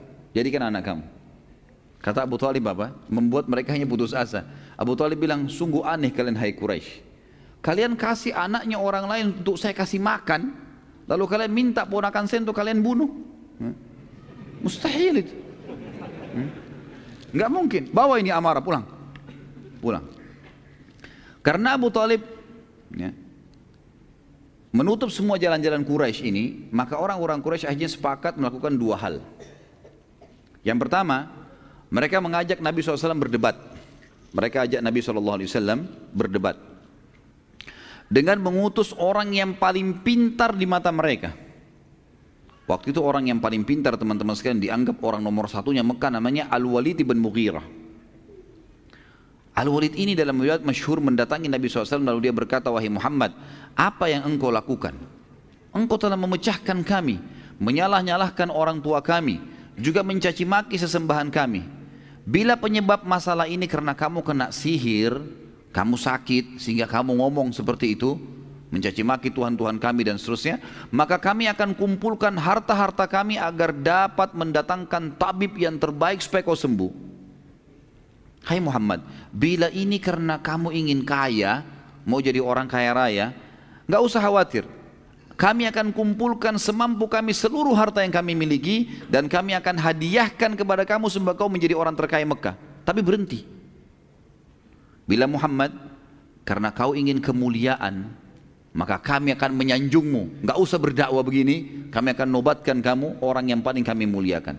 Kalau seandainya kau ingin menjadi raja, hai Muhammad, penawaran dari Quraisy, ini orang utusannya Quraisy nih. Nabi bilang iya, diiyakan semuanya. Kalau kau berdakwah ini untuk menjadi raja, kami akan nobatkan kau jadi raja kami. Bila kau ingin wanita, maka yang kau nikahi, kamu tinggal menunjuk wanita manapun yang kau inginkan, kami akan nikahkan sama kamu. Semua diucapkan oleh Al-Walid sementara Nabi SAW diam, tidak ngomong, dibiarin ngomong. Dan ini salah satu adab dalam berdebat. Kalau lawan kita, rival kita lagi ngomong, biarin dia ngomong dulu. Karena nggak akan selesai-selesai masalahnya kalau tidak dituntaskan. Poinnya apa saja sudah selesai, baik, kita jawab satu persatu. Nabi SAW, teman-teman sekalian, waktu melihat Walid sudah selesai, dia mengatakan, apa kau sudah selesai, hai Walid? Dia bilang iya. Maka kata Nabi SAW, kalau begitu dengarkan baik-baik dari saya sebagaimana saya dengarkan dari kamu baik-baik tadi. Dia bilang iya, baik silakan. Dan ini pertama kali Al-Walid mendengarkan dari Nabi SAW ayat Al-Quran secara langsung. Turun waktu itu surah Al-Fussilat, ya. Surah Fussilat, surah nomor 41, turun beberapa ayat. Ada di sejarah mengatakan 10-15 ayat, ada yang mengatakan turun lengkap sampai 54 ayat. Saya akan bacakan ayatnya tentunya. A'udzubillahi minasyaitonirrajim. Hamim.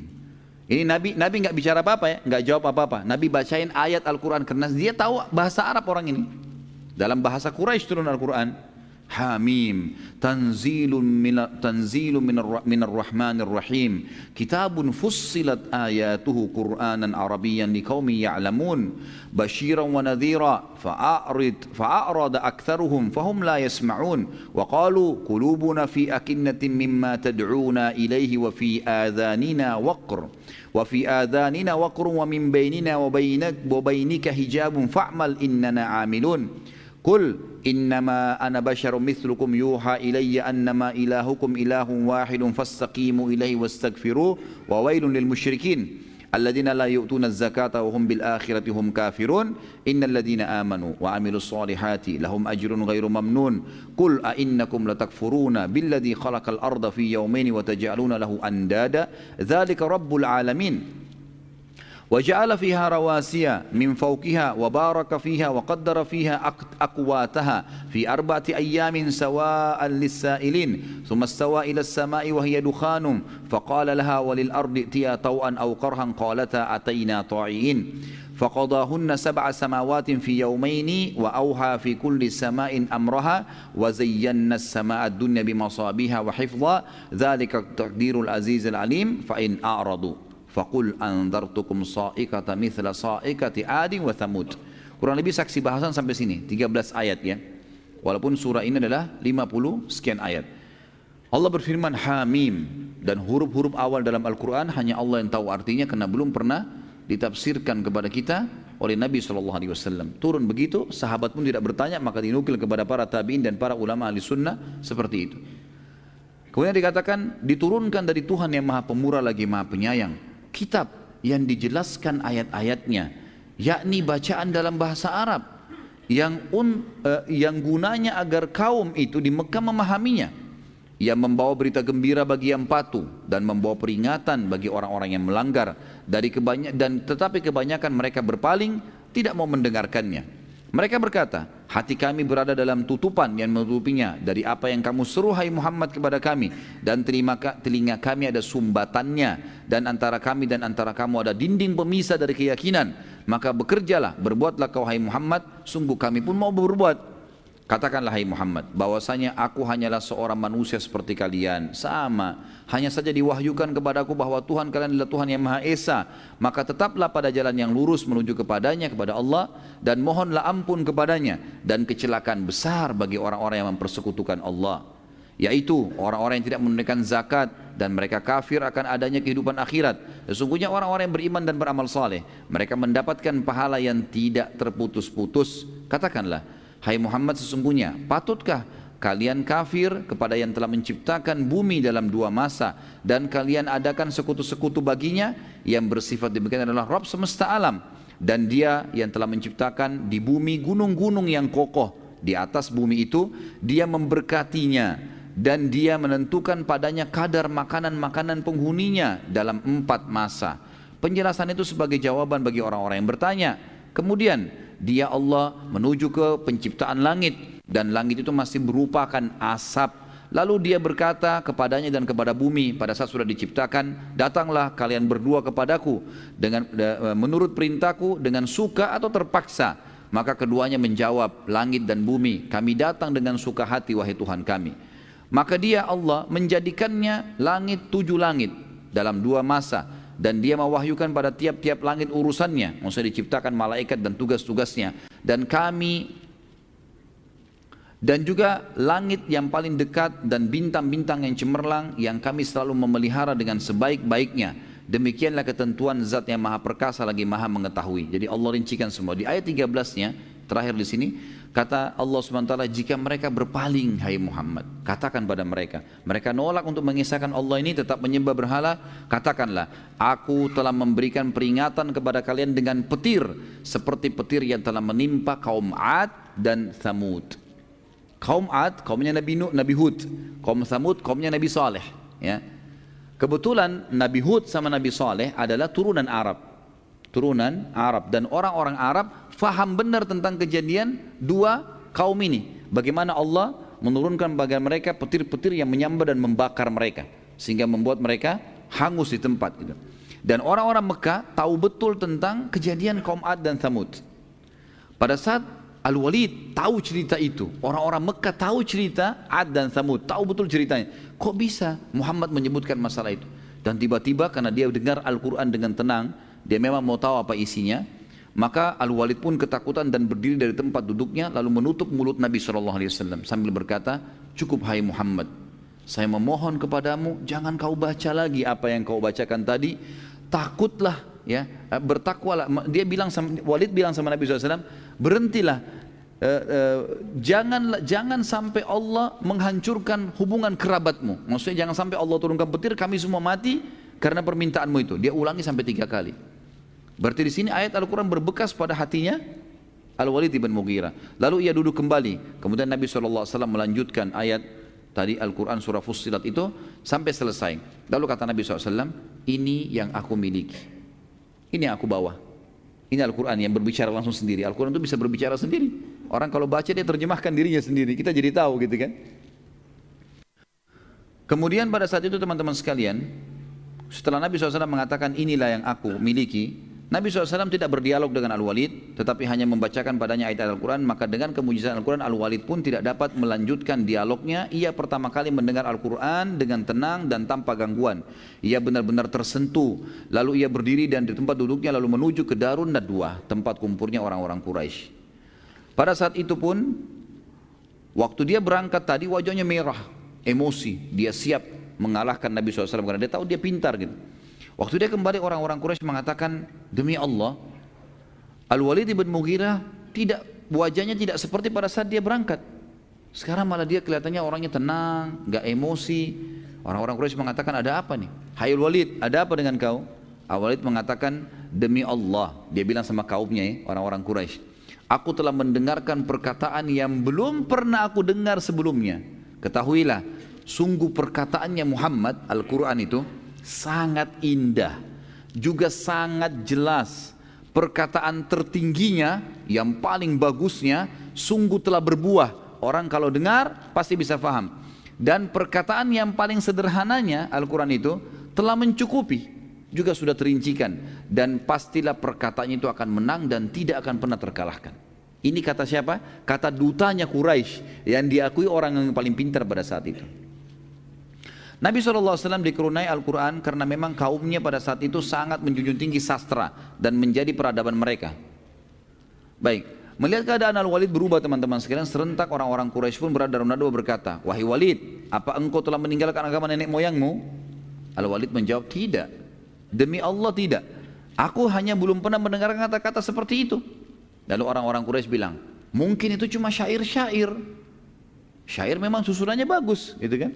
Al-Walid mengatakan, demi Allah, tidak seorang pun dari kalian yang tahu syair lebih daripada saya. Saya orang yang paling tahu, kalian tahu saya orang paling pintar dalam syair. Dan itu bukan sama sekali syair. Perkataan Muhammad bukan syair. Baik, mereka bilang, kalau begitu hai Walid, berarti Muhammad peramal, penyamun, penyihir, peramal dan penyamun. Maka Walid mengatakan, aku tahu semua yang berhubungan dengan peramal dan penyamun. Tidak sedikit pun ada pada Muhammad. Gak ada menyan-menyan, gak ada apa, gak ada.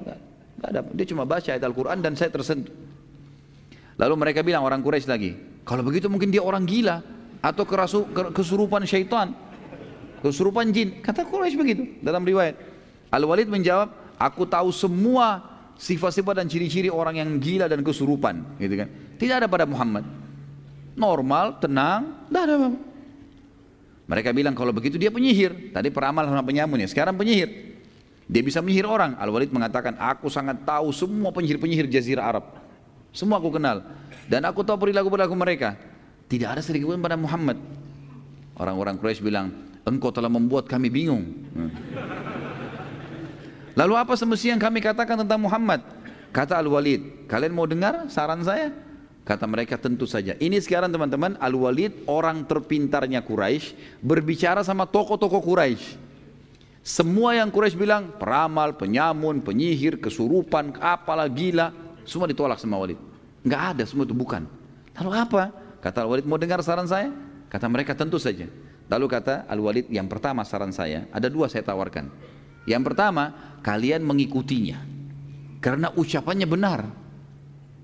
Kita harus berakal, ini benar yang diucapkan. Terima, kita mengikutinya. Mereka jawab, tidak mungkin. Orang-orang Quraisy bilang, tidak mungkin. Kami meninggalkan agama nenek moyang kami.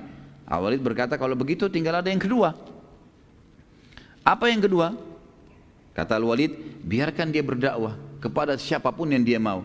Bila dia benar dan banyak diikuti oleh manusia dan jadi terkenal serta termuliakan, maka kalian pun akan terkenal. Karena kalian satu suku sama dia. Sama-sama Quraisy. Oh berarti dari Quraisy nih. Kan jadi kalian juga terkenal. Dan jadi mulia. Karena satu kaum. Bila ia dibunuh oleh orang-orang karena dia berdakwah, maka itu tujuan kalian. Tidak usah kalian yang bunuh. Sudah selesai. Mereka jawab, demi Allah kami tidak setuju juga ini. Sekarang Al-Walid yang bingung. Al-Walid bilang, kalau begitu saya juga tidak tahu punya jawaban apa lagi. Kata mereka, coba Al-Walid kuras otakmu, gitu kan? Seperti itulah. Pikirkan apa yang harus kamu ucapkan tentang Muhammad, tapi kami tidak mau beriman. Kata Al-Walid, yang paling dekat bilang dia penyihir. Itu yang paling dekat, karena penyihir bisa mengubah keadaan orang. Yang lain tidak mungkin, mustahil. Muhammad bukan gila, bukan bodoh, bukan segala-galanya. Ini dia bisa penyihir saja. Mereka bilang kalau begitu penyihir. Ya sudah penyihir. Kemudian Al-Walid waktu duduk, karena dia menyetujui, oke ucapkan sebagai penyihir aja. Dia yang kasih ide, orang-orang Quraisy kembali merangkul dia.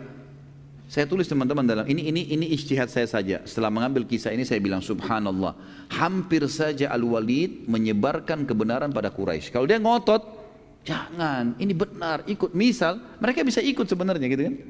Tapi subhanallah hanya karena fanatisme kesukuan, akhirnya ikut-ikutan sama kaumnya. Dan mereka itu sudah terpojok ya, tidak ada lagi alasan. Tidak bisa beralih lagi. Yang akhirnya Al-Walid pun setuju dengan pendapat mengatakan Nabi SAW adalah penyihir. Kemudian tiba-tiba saja Al-Walid, entah syaitan dari mana juga masuk ke dia, seperti kasus Abu Lahab tadi, gitu kan. Lalu mengatakan Muhammad itu memang penyihir. Udah, tidak usah percaya dia. Tiba-tiba dia caci maki Nabi SAW. Lalu subhanallah turun surah Al-Muddathir, yang tadi kita sebutkan, kita baca 7 ayat pertama kan waktu awal turun ya, yang suruh Nabi bangun dari berselimut. Turun setelahnya sambungan ayat 11 sampai ayat 30. Khusus untuk Al-Walid ibn Mughirah. Karena orang ini tadinya kalau beriman, orang semua beriman sama dia, dia dapat pahalanya. Tapi konyolnya malah dia penyebab orang berhenti. Allah sebutkan, A'udzubillahi minasyaitonirrajim.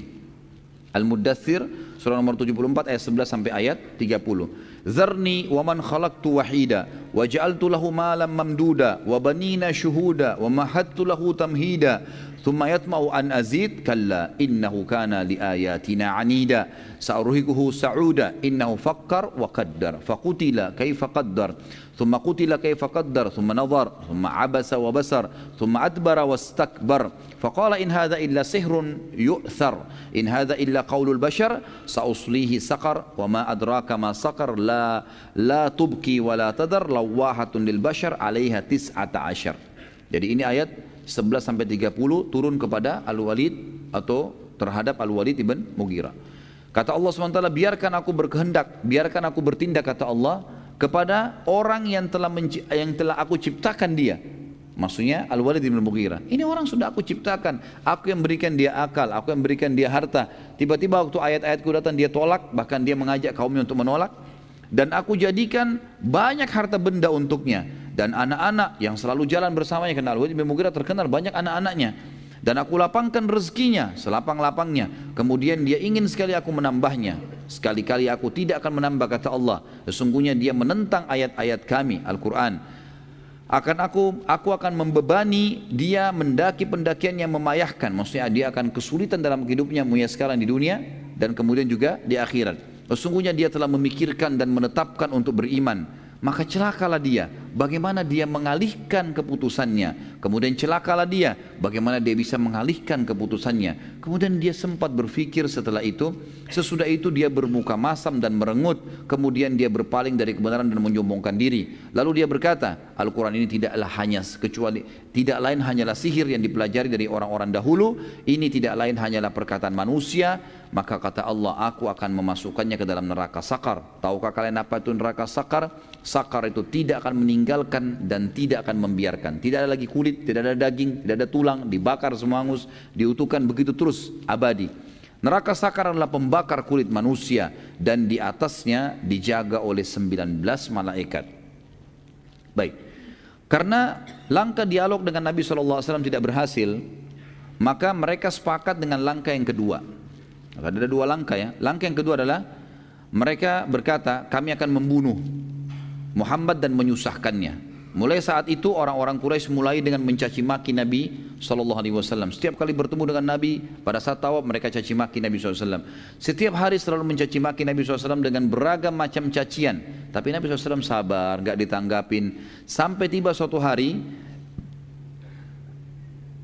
ada cacian yang disebutkan oleh orang-orang Quraisy tapi tidak disebutkan tuh, dan memang tidak ada manfaatnya kita mengetahui apa kata-kata yang diucapkan, tapi sangat menyakitkan bagi Nabi SAW. Maka Nabi pun berhenti. Jadi Nabi lagi tawaf, setiap lewat dari Nabi lagi jalan diikuti sama Quraisy. Kamu begini, kamu begitu, dicaci maki. Nabi biarin aja. Satu waktu ada cacian yang sangat menyakitkan tapi tidak disebutkan apa cacian itu. Mereka ikuti Nabi SAW dari belakang lagi tawaf, lalu Nabi berhenti tiba-tiba. Lalu Nabi mengatakan, wahai Quraisy, aku akan memerangi kalian hingga kalian semua terbunuh kalau kalian masih tetap lakukan ini. Mendengar kata Nabi SAW yang Nabi tidak pernah marah sebelumnya, gak pernah tegas, berhenti tiba-tiba Nabi marah dengan mereka. Melihat kejadian tersebut tiba-tiba mereka jadi berhenti semua. Lalu mereka datang menyalami Nabi SAW mengatakan, maafkan kami hai Muhammad.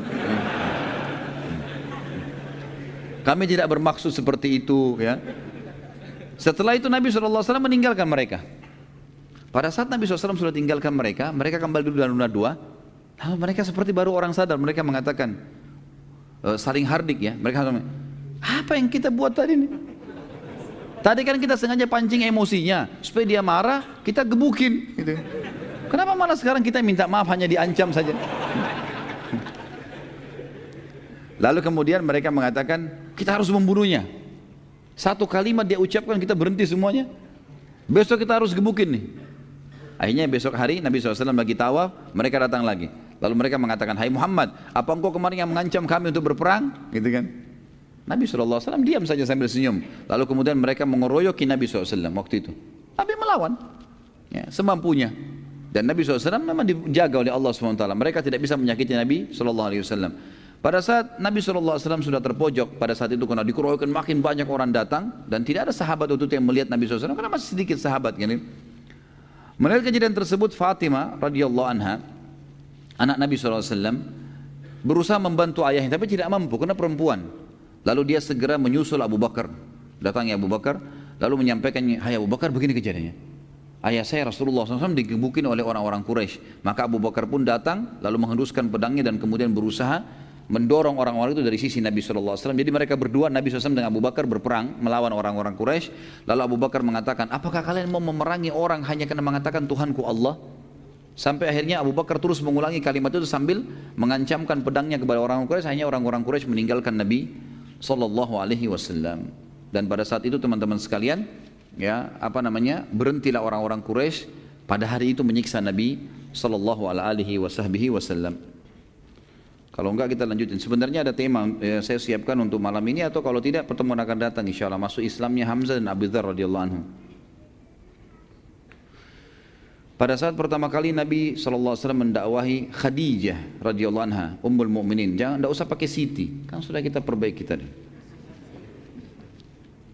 Apakah di saat itu Khadijah radhiyallahu anha sudah jilbabnya mengulur sesuai di surah Al-Ahzab ayat 59? Belum turun surah Al-Ahzab, gitu kan? Dan memang tidak disebutkan apakah Khadijah radhiyallahu anha memiliki hijab yang seperti besar atau kecil, Allahu alam, ya, kita tidak tahu. Dan ini tidak disebutkan dalam buku-buku sejarah masalah itu. Tapi tradisi wanita-wanita di orang Quraisy di Mekah pada saat itu memang mereka menggunakan kain, ya. Mereka menggunakan kain di kepala, menggunakan kain di badan, dan bagi mereka kalau tokoh-tokoh selain hamba sahaya itu mereka selalu saja berpakaian yang rapi. Tapi apakah jilbabnya sudah seperti surah Al-Ahzab itu Allahu a'lam, karena Ahzab itu belum turun, ya. Itu yang saya tahu. Apakah tidak berimannya sebagian Quraisy seperti Abu Lahab termasuk dalam kehendak Allah juga selain kehendak orang tersebut? Semua teman-teman sekalian dibawa naungan kehendak Allah. Perbuatan baik atau perbuatan buruk Allah yang ciptakan, dan semua pun kalau terjadi dengan izin Allah. Tetapi artinya gini, Allah ciptakan nikah sama zina misalnya, ya. Allah perintahkan nikah, Allah larang zina. Allah yang ciptakan kan? Baik, kalau ada orang melakukan perbuatan nikah karena dia mengejar rahmatnya Allah, dapat pahalanya. Kalau dia mengerjakan zina, yang menciptakan dia, menciptakan perbuatan, yang menciptakan, memberikan dia energi, Allah juga. Tapi ini secara global masuk dalam semua dengan izin Allah tentunya. Tapi ini dilarang. Allah sudah bilang akan kena ancaman, kena hukuman. Kalau kita bicara lingkup global, maka semua dengan izin Allah, nggak bisa lepas. Tetapi saya pernah jelaskan masalah takdir, ada yang sifatnya ikhtiar, namanya af'al ibad, ya. Berhubungan dengan perilaku hamba-hamba.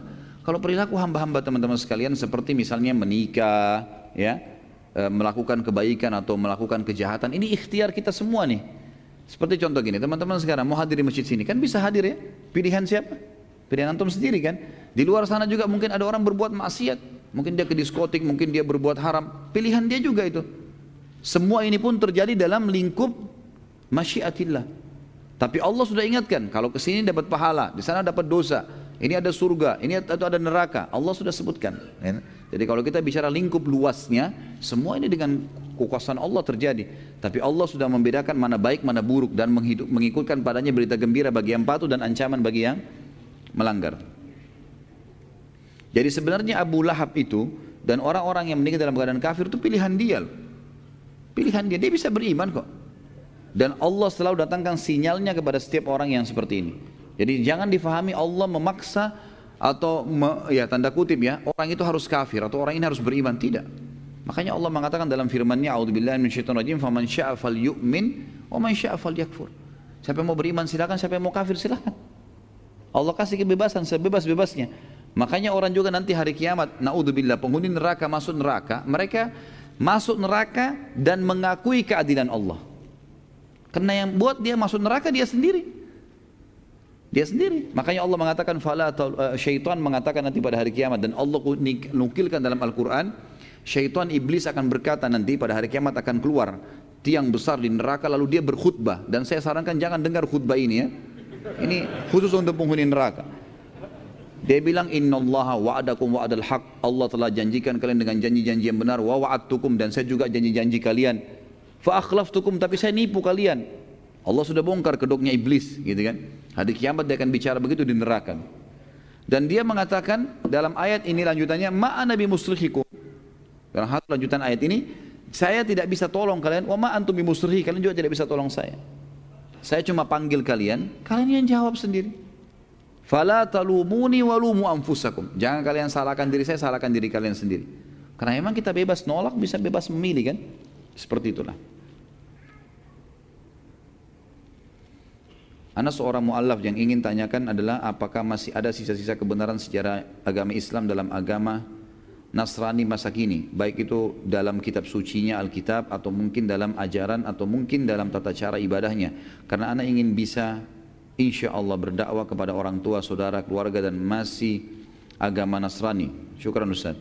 Saya pribadi nggak tahu ya apakah memang masih ada dalam syariat, dalam ajaran sekarang yang dipelajari di gereja-gereja dalam Injil itu masih ada yang sama dengan ajaran kita sekarang. Allahu alam. Tapi yang jelas karena sudah banyak perubahan ya. Kalau Al-Quran menceritakan kepada kita mereka mengubah-ubah banyak isi Injil itu, isi Alkitab mereka ubah, gitu kan? Sehingga kita tahu ada revisi Injil misalnya. Yang saya sudah pernah ceritakan di Vatikan ada revisi Injil hampir tiap tahun terjadi. Maka ini sulit untuk dijadikan sebagai rujukan. Gitu. Yang benar adalah saya sarankan akh atau ukhti ini ya dakwakan Islam saja. Tidak perlu untuk mencari apa yang berhubungan dengan Nasrani supaya bisa menerima Islam. Enggak usah, enggak perlu. Paling yang tersisa pun kalau kita mau mencari secara global adalah berimannya umat Islam kepada Nabi Isa alaihissalam. Berimannya umat Islam kepada turunnya kitab namanya Injil. Tapi tinggal dilengkapkan dengan turunnya Al-Quran yang harus diterapkan syariatnya dan juga datangnya Nabi Muhammad SAW. Jadi tidak usah terlalu ragu dalam berdakwah. Tugas kita cuma menyampaikan. Dan sampaikan Islam yang kita fahamin. Bagaimana cara wahyu turun setelah surah Al-Alaq ayat 1 sampai 5? Apakah sama dengan surah Al-Alaq, Jibril membaca dan Nabi SAW mengulangi? Proses penerimaan wahyu ada beberapa cara ya. Kadang-kadang Jibril datang, kata Nabi SAW, kadang-kadang Jibril datang dan dalam poster manusia, kemudian aku memahami dari perkataannya kalau dia bukan manusia. Kadang-kadang Jibril AS memasukkan itu ke dalam hatiku, sehingga aku merasakan ada ilham di dalam hatiku. Kadang-kadang aku mendengar suara lonceng yang keras, dan ini yang paling berat untuk Nabi SAW. Jadi ada beberapa cara, tapi yang dinukil kepada kita tidak dirincikan secara khusus ya. Surah Ad-Duha itu turunnya seperti apa, apakah sama dengan Al-Alaq? Yang dirincikan memang Al-Alaq. Jibril datang kena surah pertama dan ayat-ayat pertama, maka Jibril datang dalam kemudian memeluk Nabi SAW, dan ini tidak semua ayat. Ada di antara ayat-ayat memang turun. Nabi SAW menyaksikan itu. Seperti kasus nanti kita akan bahas di perang Bani Quraidah. Bagaimana waktu Nabi SAW sudah selesai menang dari pasukan Ahzab, ya, pasukan kelompok-kelompok 10.000 orang yang mengepung Madinah, sudah bubar semua kena angin kencang. Pada saat itu Allah SWT bubarkan mereka. Maka Nabi SAW pulang ke rumah lalu ganti baju, mau mandi. Datanglah Dihyal Kalbi, sahabat Nabi yang mulia dalam poster Dihyal Kalbi ini, lalu mengetuk rumah Nabi SAW dan bertanya kepada Aisyah, mana Muhammad, mana Rasulullah? Kata Aisyah, lagi membersihkan dirinya. Lalu kata Dihyal Kalbi, sampaikan kalau Dihya mau bertemu. Lalu Nabi SAW keluar dan bertemu dengan Dihya. Aisyah pun menceritakan, maka Nabi SAW pun Aisyah mendengarkan Dihya Al-Kalbi berkata, hai Muhammad, perkataannya setelah ketemu, hai Muhammad, apakah kalian sudah membuka baju-baju perang kalian? Sementara kami malaikat tidak membuka baju-baju kami, gitu kan? Sampai kami memerangi ke arah sana, ditunjuklah bentengnya Bani Quraidah. Jadi pernah Jibril datang seperti ini. Tapi kalau tadi, tentu ada di antara surah yang disebutkan bagaimana Jibril prosesnya datang, tapi ada juga yang tidak disebutkan. Tapi ini tadi secara global saya sebutkan. Ada yang kadang-kadang Jibril datang bicara seperti ini, ada kadang-kadang ilham yang masuk dalam hati Nabi SAW, kadang-kadang terdengar suara lonceng. Seperti kasus Aisyah waktu difitnah. Nanti akan kita bahas kisah ifq pada saat pulang dari perang Bani Mustaliq. Nanti akan kita pelajari insyaAllah itu.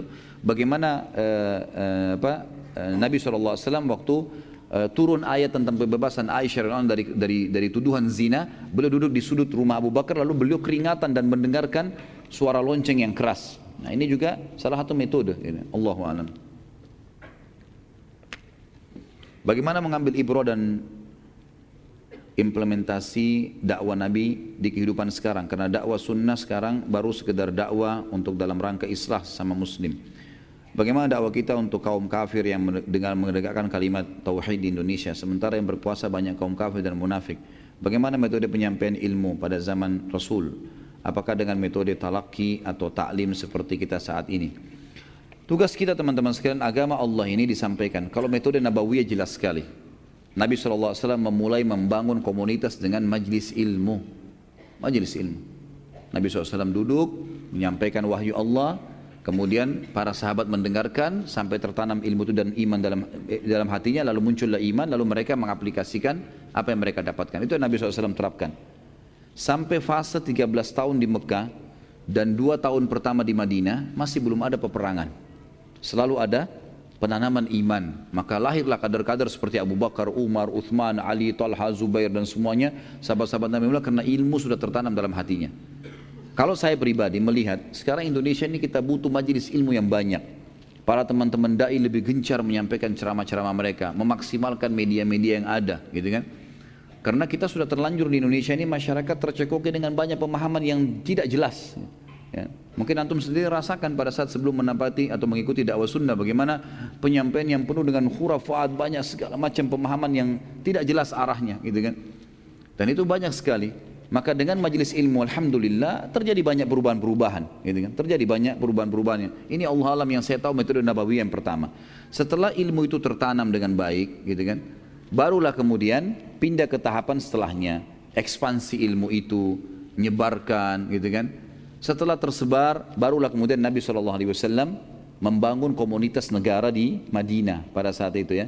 Akhirnya Nabi SAW membentuk pemerintahan dan mulailah mengekspansi dengan kekuatan militer, mempertahankan Islam dengan kekuatan militer. Ini yang ada, Allahu a'lam. Jadi saya melihat Indonesia ini sekarang tahap pertama membutuhkan perbaikan ilmu supaya masyarakat sadar tentang kebenaran tauhid. Harusnya itu yang Allah alam yang saya tahu yang diperlukan ya. Dan saya secara pribadi saya melihat saya terus aja gencot di situ bagaimana saya belajar ilmu, saya baca buku, saya susun materi, saya sampaikan kepada saudara saya muslim. Dan saya pribadi melihat untuk lingkup dakwah saya saja, saya lihat efeknya besar. Alhamdulillah Allah bisa berkahi, sekian banyak orang, hampir setiap hari orang yang WhatsApp ke saya, SMS, membahasakan sudah faham, Alhamdulillah terima kasih dan seterusnya. Kadang-kadang ada yang menangis ketemu dengan saya karena menyampaikan, saya sendiri tidak tahu. Saya bilang saya cuma menyampaikan ini kuasa Allah. Saya cuma menyampaikan apa yang sebenarnya kalau Allah, kalau Rasul. Jadi saya melihat bekas ilmu besar, gitu kan? Bekas ilmu dan ini penting sekali dan ini adalah metode pertama Nabi sallallahu alaihi wasallam. Dan ini juga sudah saya jelaskan pertanyaan kedua tentang masalah metode di zaman Nabi SAW. Tentu saja dengan talaki, ada ta'lim, ada berbeda ya. Talaki itu memang dia fokus terus belajar. Ada di antara sahabat begitu, makanya tidak semua sahabat perawi hadis, ya. Tidak semua sahabat merawi hadis. Yang merawi hadis yang memang talaki dari Nabi SAW. Kita sudah tahu beberapa sahabat, ada Abu Hurairah, ada Abdullah bin Mas'ud, Abdullah bin Umar, Abdullah bin Abbas, Abdullah bin Amr bin As, Zaid bin Haritha, Zaid bin Thabit, ya. Ini semua sahabat-sahabat yang memang kerjanya setiap hari tinggal di belakang rumah Nabi SAW, namanya Suffah. Di situ ada sebuah tempat yang luasnya kurang lebih 5 kali 5 meter. Kemudian di situ Nabi SAW membiayai para penuntut ilmu. Mereka datang untuk menuntut ilmu, Nabi biayai makannya, minumnya. Mereka cuma tahu ikutin Nabi, apa yang Nabi ucapin. Jadi wahyu turun kebanyakan pada mereka terlebih dahulu, nanti mereka sebarkan setelah itu. Karena kadang-kadang wahyu ada yang turun di saat Jumat, sehingga semua orang dengar. Kadang-kadang ada wahyu turun di kancah peperangan, yang hadir perang aja yang dengar, yang di Madinah nggak dengar, nanti disampaikan. Kadang-kadang Nabi SAW terima wahyu tidak ada yang dengar. Seperti kasus, kecuali beberapa orang, waktu turun pembebasan Aisyah dari perzinahan, tuduhan Abdullah bin Abi Salul, itu yang dengar firman Allah SWT yang Nabi sampaikan itu dalam surah Al-Ahzab, itu hanya Abu Bakar istrinya dan Aisyah. Lalu kemudian disebar kepada yang lainnya. Jadi ada memang orang-orang yang duduk bertalaki, memang mempelajari itu. Ada orang yang hadir di ta'lim. Seperti misalnya ada orang yang hanya ketemu dengan Nabi SAW di 5 waktu sholat. Selain itu dia kerja di kebunnya, dia pergi kemana. Ada juga yang ketemu sama Nabi cuma setiap Jumat. Ada yang ketemu sama Nabi SAW kalau Ramadan. Ada yang ketemu pada saat peperangan saja.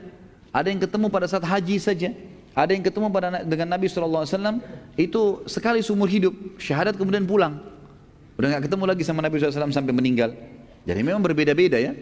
Tapi sistem yang Nabi SAW tekankan adalah sistem yang memang diistilahkan sekarang dengan talaki ya. Bagaimana beliau sangat menyambut para penuntut ilmu duduk untuk belajar. Ya, duduk belajar dan ambil semua. Dan teman-teman sekalian, jangan buru-buru dalam menuntut ilmu ya. Kata Imam Syafi'i rahimahullah, orang yang tidak bisa sabar ya dengan waktu yang lama menuntut ilmu, maka dia juga ya nanti akan harus sabar dengan kebodohannya. Kalau tidak mau sabar untuk ilmu, nanti dia akan bodoh. Harus sabar. Jangan setahun 2 tahun teman-teman sekalian. Orang untuk ilmu itu seumur hidup.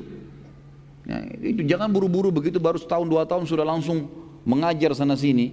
Butuh ilmu yang dalam teman-teman sekalian. Ajarkan kepada orang dekat-dekat, iya, orang terdekat yang kita tahu, iya. Tapi untuk menyampaikan sebuah fatwa jangan buru-buru. Karena ini saya lihat ada juga masalah kita di Indonesia ya. Banyaknya orang sembarangan menyampaikan fatwa dan ilmunya belum sampai. Ini berbahaya sekali. Hanya sekedar gelar ustadz, hanya sekedar gelar ini, gelar itu, akhirnya main ngomong saja gitu kan. Ini yang berbahaya karena umat yang dengar. Umat dengar ini membawa pulang apa yang disampaikan itu gitu kan. Apalagi kayak khutbah Jumat, ada 1.000 orang yang hadir, 2.000 orang yang hadir. Ini kan berbahaya sekali. 2.000 orang, satu orang kalau punya 10 kenalan saja, itu sudah 20.000 orang gitu kan. Itu berbahaya sekali. Maka ini juga harus jangan tergesa-gesa teman-teman. Bukan tidak boleh menyampaikan kebenaran, tapi untuk menyampaikan sebuah hukum itu butuh rujukan yang benar ya. Butuh kapasitas ilmu yang cukup insya Allah. Apakah sebelum Nabi Muhammad SAW menjadi Nabi, ajaran Nabi Isa Nasrani belum disebar sampai ke Mekah? Memang tidak ada kewajiban disebar ke Mekah.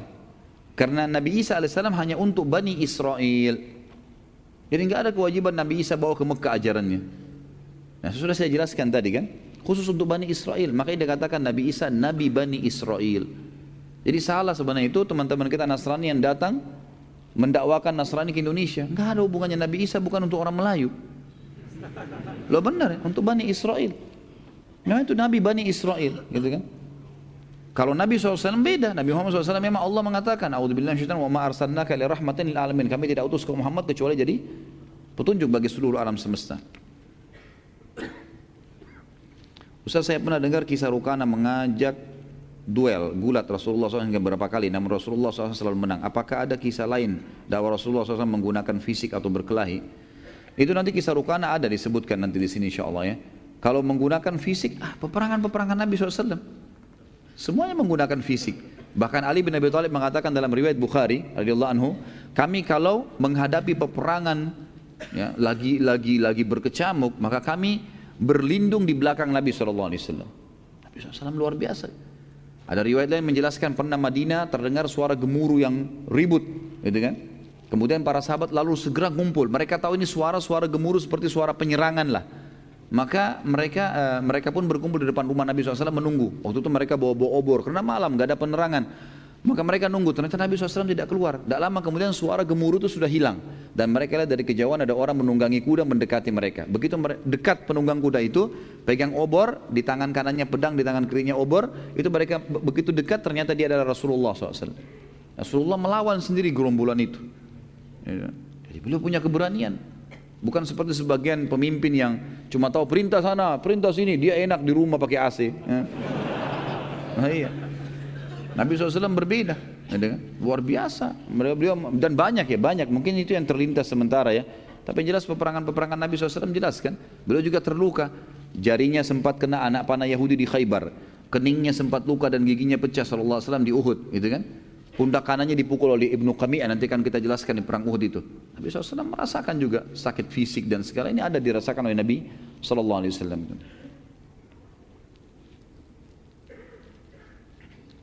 Tadi belum dijelaskan tentang kelahiran Fatimah radhiyallahu anha. Kok tiba-tiba muncul? Ya tadi kan penjelasan tentang, kan tadi dijelaskan tentang anak-anak Nabi SAW, di antaranya namanya Fatimah radhiyallahu anha, gitu kan? Dan memang kita sedang membahas sejarah Nabi SAW.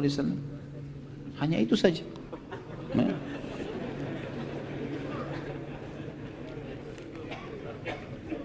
Bagaimana saya mendakwahi sahabat saya yang menganut agama Nasrani, namun dia ingin masuk Islam, tapi dia masih ragu, bagaimana saya meyakinkannya? Suruh syahadat dulu, baru sebentar belajar. Syahadat dulu. Kamu masuk Islam, iya, ikutin saya ya, asyhadu an la ilaha illallah wa muhammadur rasulullah, suruh ucapin. Setelah itu dia mu'allaf artinya orang yang masih lemah hatinya, ajarin. Jangan kasih buku dulu tebal, pelajarin ya, nanti baru kamu syahadat. Kalau dia mati gimana? Masukin Islam. Pernah ada seorang ikhwah gitu bawa sama saya seorang ikhwah yang lain, laki-laki yang lain gitu, dibawa sama dia di hotel. Waktu itu saya lagi nginap, ada tamu dari Saudi Syekh datang beberapa tahun yang lalu. Kemudian dia bilang, Ustaz, ada teman saya mau masuk Islam, tapi mau sama Ustaz. Begitu datang ke saya tanya, sejak kapan mau belajar Islam, mau masuk Islam ini? Dia bilang, saya sudah lama sampaikan ke teman saya, ditunjuk teman ikhwah yang bawa itu, sudah lama. Dan saya dikasih buku dulu, dikasih buku tebal, belajar. Mungkin sudah dari berapa bulan yang lalu, gitu kan. Saya bilang sama akhi itu, kenapa akhi? Subhanallah, kalau orang ini meninggal di masa-masa dia sudah minta masuk Islam dan antum belum pandu syahadat, tidak ada muslim yang tidak bisa syahadat, gitu kan. Kalau dia meninggal antum tanggung jawab loh. Masuk neraka orang, gitu kan? Nggak boleh. Jadi pandu syahadat. Lalu saya pandu syahadat, setelah syahadat baru kita kasih buku, kasih penjelasan tentang Islam. Aja dulu syahadat. Ya. Dan tidak ada sulitnya itu aja syahadat gitu. Jadi itu saran saya aja syahadat. Kalau dia sudah ada keinginan ya, kalau dia belum ada keinginan, baru kemudian kita memberikan buku-buku, mungkin kita berikan argumentasi apa ya, keterangan-keterangan mungkin yang bisa membuat dia yakin dulu. Tapi kalau ini kan sudah ada keinginan, cuma masih ragu saja, suruh syahadat dulu, kemudian baru kita didik, karena didikan datang setelahnya. Jika ada 4 orang Mekah yang masuk surga sebelum kenabian, bagaimana dengan umat atau golongan setelah kenabian tapi belum sampai Islam kepadanya? Apakah juga masuk surga jika percaya Tuhan yang Maha Esa, hari pembalasan?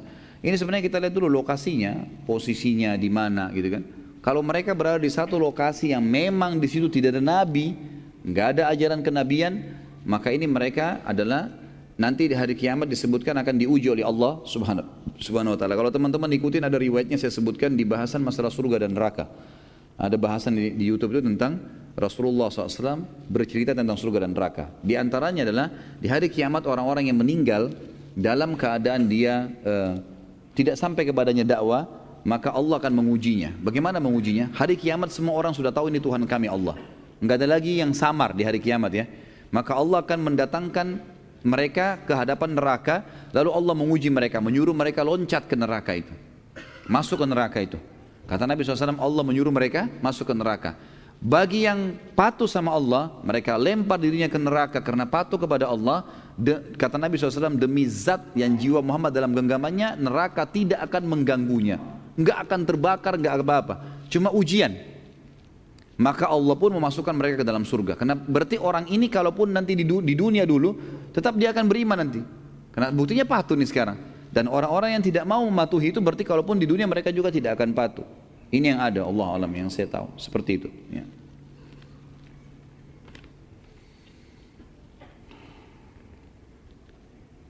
Apakah Rasulullah SAW sudah menikah dengan anak Abu Lahab pada saat mendakwahi kaum Quraisy? Bukan Rasulullah, anak Rasulullah SAW. Ya. Ini tadi kan saya bilang, kalau bukan Ruqayyah Ummu Kalthum. Karena kan waktu Ruqayyah Ummu Kalthum ini menikah dengan Uthman sudah janda. Dan itu jandanya adalah menikah dengan salah satu anak laki-laki Abu Lahab. Ya. Jadi bukan Rasulullah SAW yang menikah di sini. Ini berarti salah dengar tadi. Makanya pertanyaannya sudah salah semua ke bawah ini. Ya. Umur berapa pada saat itu Rasulullah menikah dengan anak Abu Lahab? Kan jadi salah semua pertanyaannya.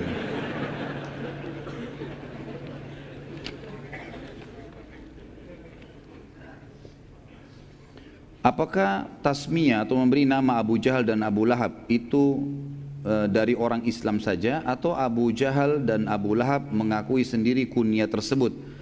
Kalau Abu Lahab memang dikenal di Mekah begitu. Abu Lahab memang dikenal dengan Abu Lahab. Kalau Abu Jahal tidak, di kalangan muslimin saja. Karena memang Abu Lahab sudah terkenal dengan istilah itu. Gitu kan. Dan nanti insya Allah kita akan pelajari bagaimana sampai matinya Abu Lahab. Gitu kan. Yang jelas itu julukan dia memang sudah terkenal. Kalau Abu Jahal tidak. Abu Jahal punya julukan di Mekah Abul Hakam. Atau orang yang bijaksana gitu kan. Kalau muslimin yang mengatakan Abu Jahal. Nanti akan kita ceritakan juga kenapa dia dikatakan Abu Jahal, nanti akan disebutkan insya Allah. Dan insya Allah bulan depan kalau Allah masih mudahkan semua insya Allah dengan kesehatan, dengan panjang umur, kita akan jelaskan itu panjang lebar insya Allah. Baik, mungkin begitu dulu teman-teman sekalian, karena sudah jam 9 kurang lebih. Kita tutup dengan berdoa kepada Allah yang maha mulia dan maha tinggi agar memberkahi majelis kita ini. Dan semoga saja semua amal yang pernah kita kerjakan sekecil sampai sebesar apapun diterima olehnya. Dan juga semoga dosa yang pernah kita lakukan sekecil sampai sebesar apapun juga dimaafkan dan diganti dengan kemahamurahannya menjadi pahala. Semoga saudara kita di Palestina, di Syria, di Yaman, di Irak, di Myanmar, di Ahsa, dimanapun mereka berada sedang tertindas, semoga Allah ikhlaskan niat mereka, terima para syuhada mereka, mulakan Islam di tangan mereka dan tangan kita semua. Dan juga semoga Allah mempartisipasikan kita bersama mereka di pahala, baik dengan doa, dengan harta, juga dengan jiwa kita. Dan semoga Allah menyatukan dengan izinnya kita semua di surga Firdausnya tanpa hisab, semuanya satukan kita di majelis ilmu yang mulia ini. Dan kita terus berdoa agar negara kita ini diberikan ketentraman, keamanan, keimanan, dan dikaruniai pemimpin-pemimpin yang mukmin, yang saleh, yang menerapkan Al-Quran dan Sunnah, dan mengembalikan muslimin pada kemuliaan. Dan semoga saja seluruh negara-negara Islam menjadikan Indonesia sebagai contohnya. Mungkin begitu teman-teman sekalian. Kalau ada benar dari Allah, kalau rasa dari saya mohon dimaafkan. Subhanakallahumma wa bihamdika asyhadu an la ilaha illallah astaghfirullah wa atubu ilaih. Wassalamualaikum warahmatullahi wabarakatuh.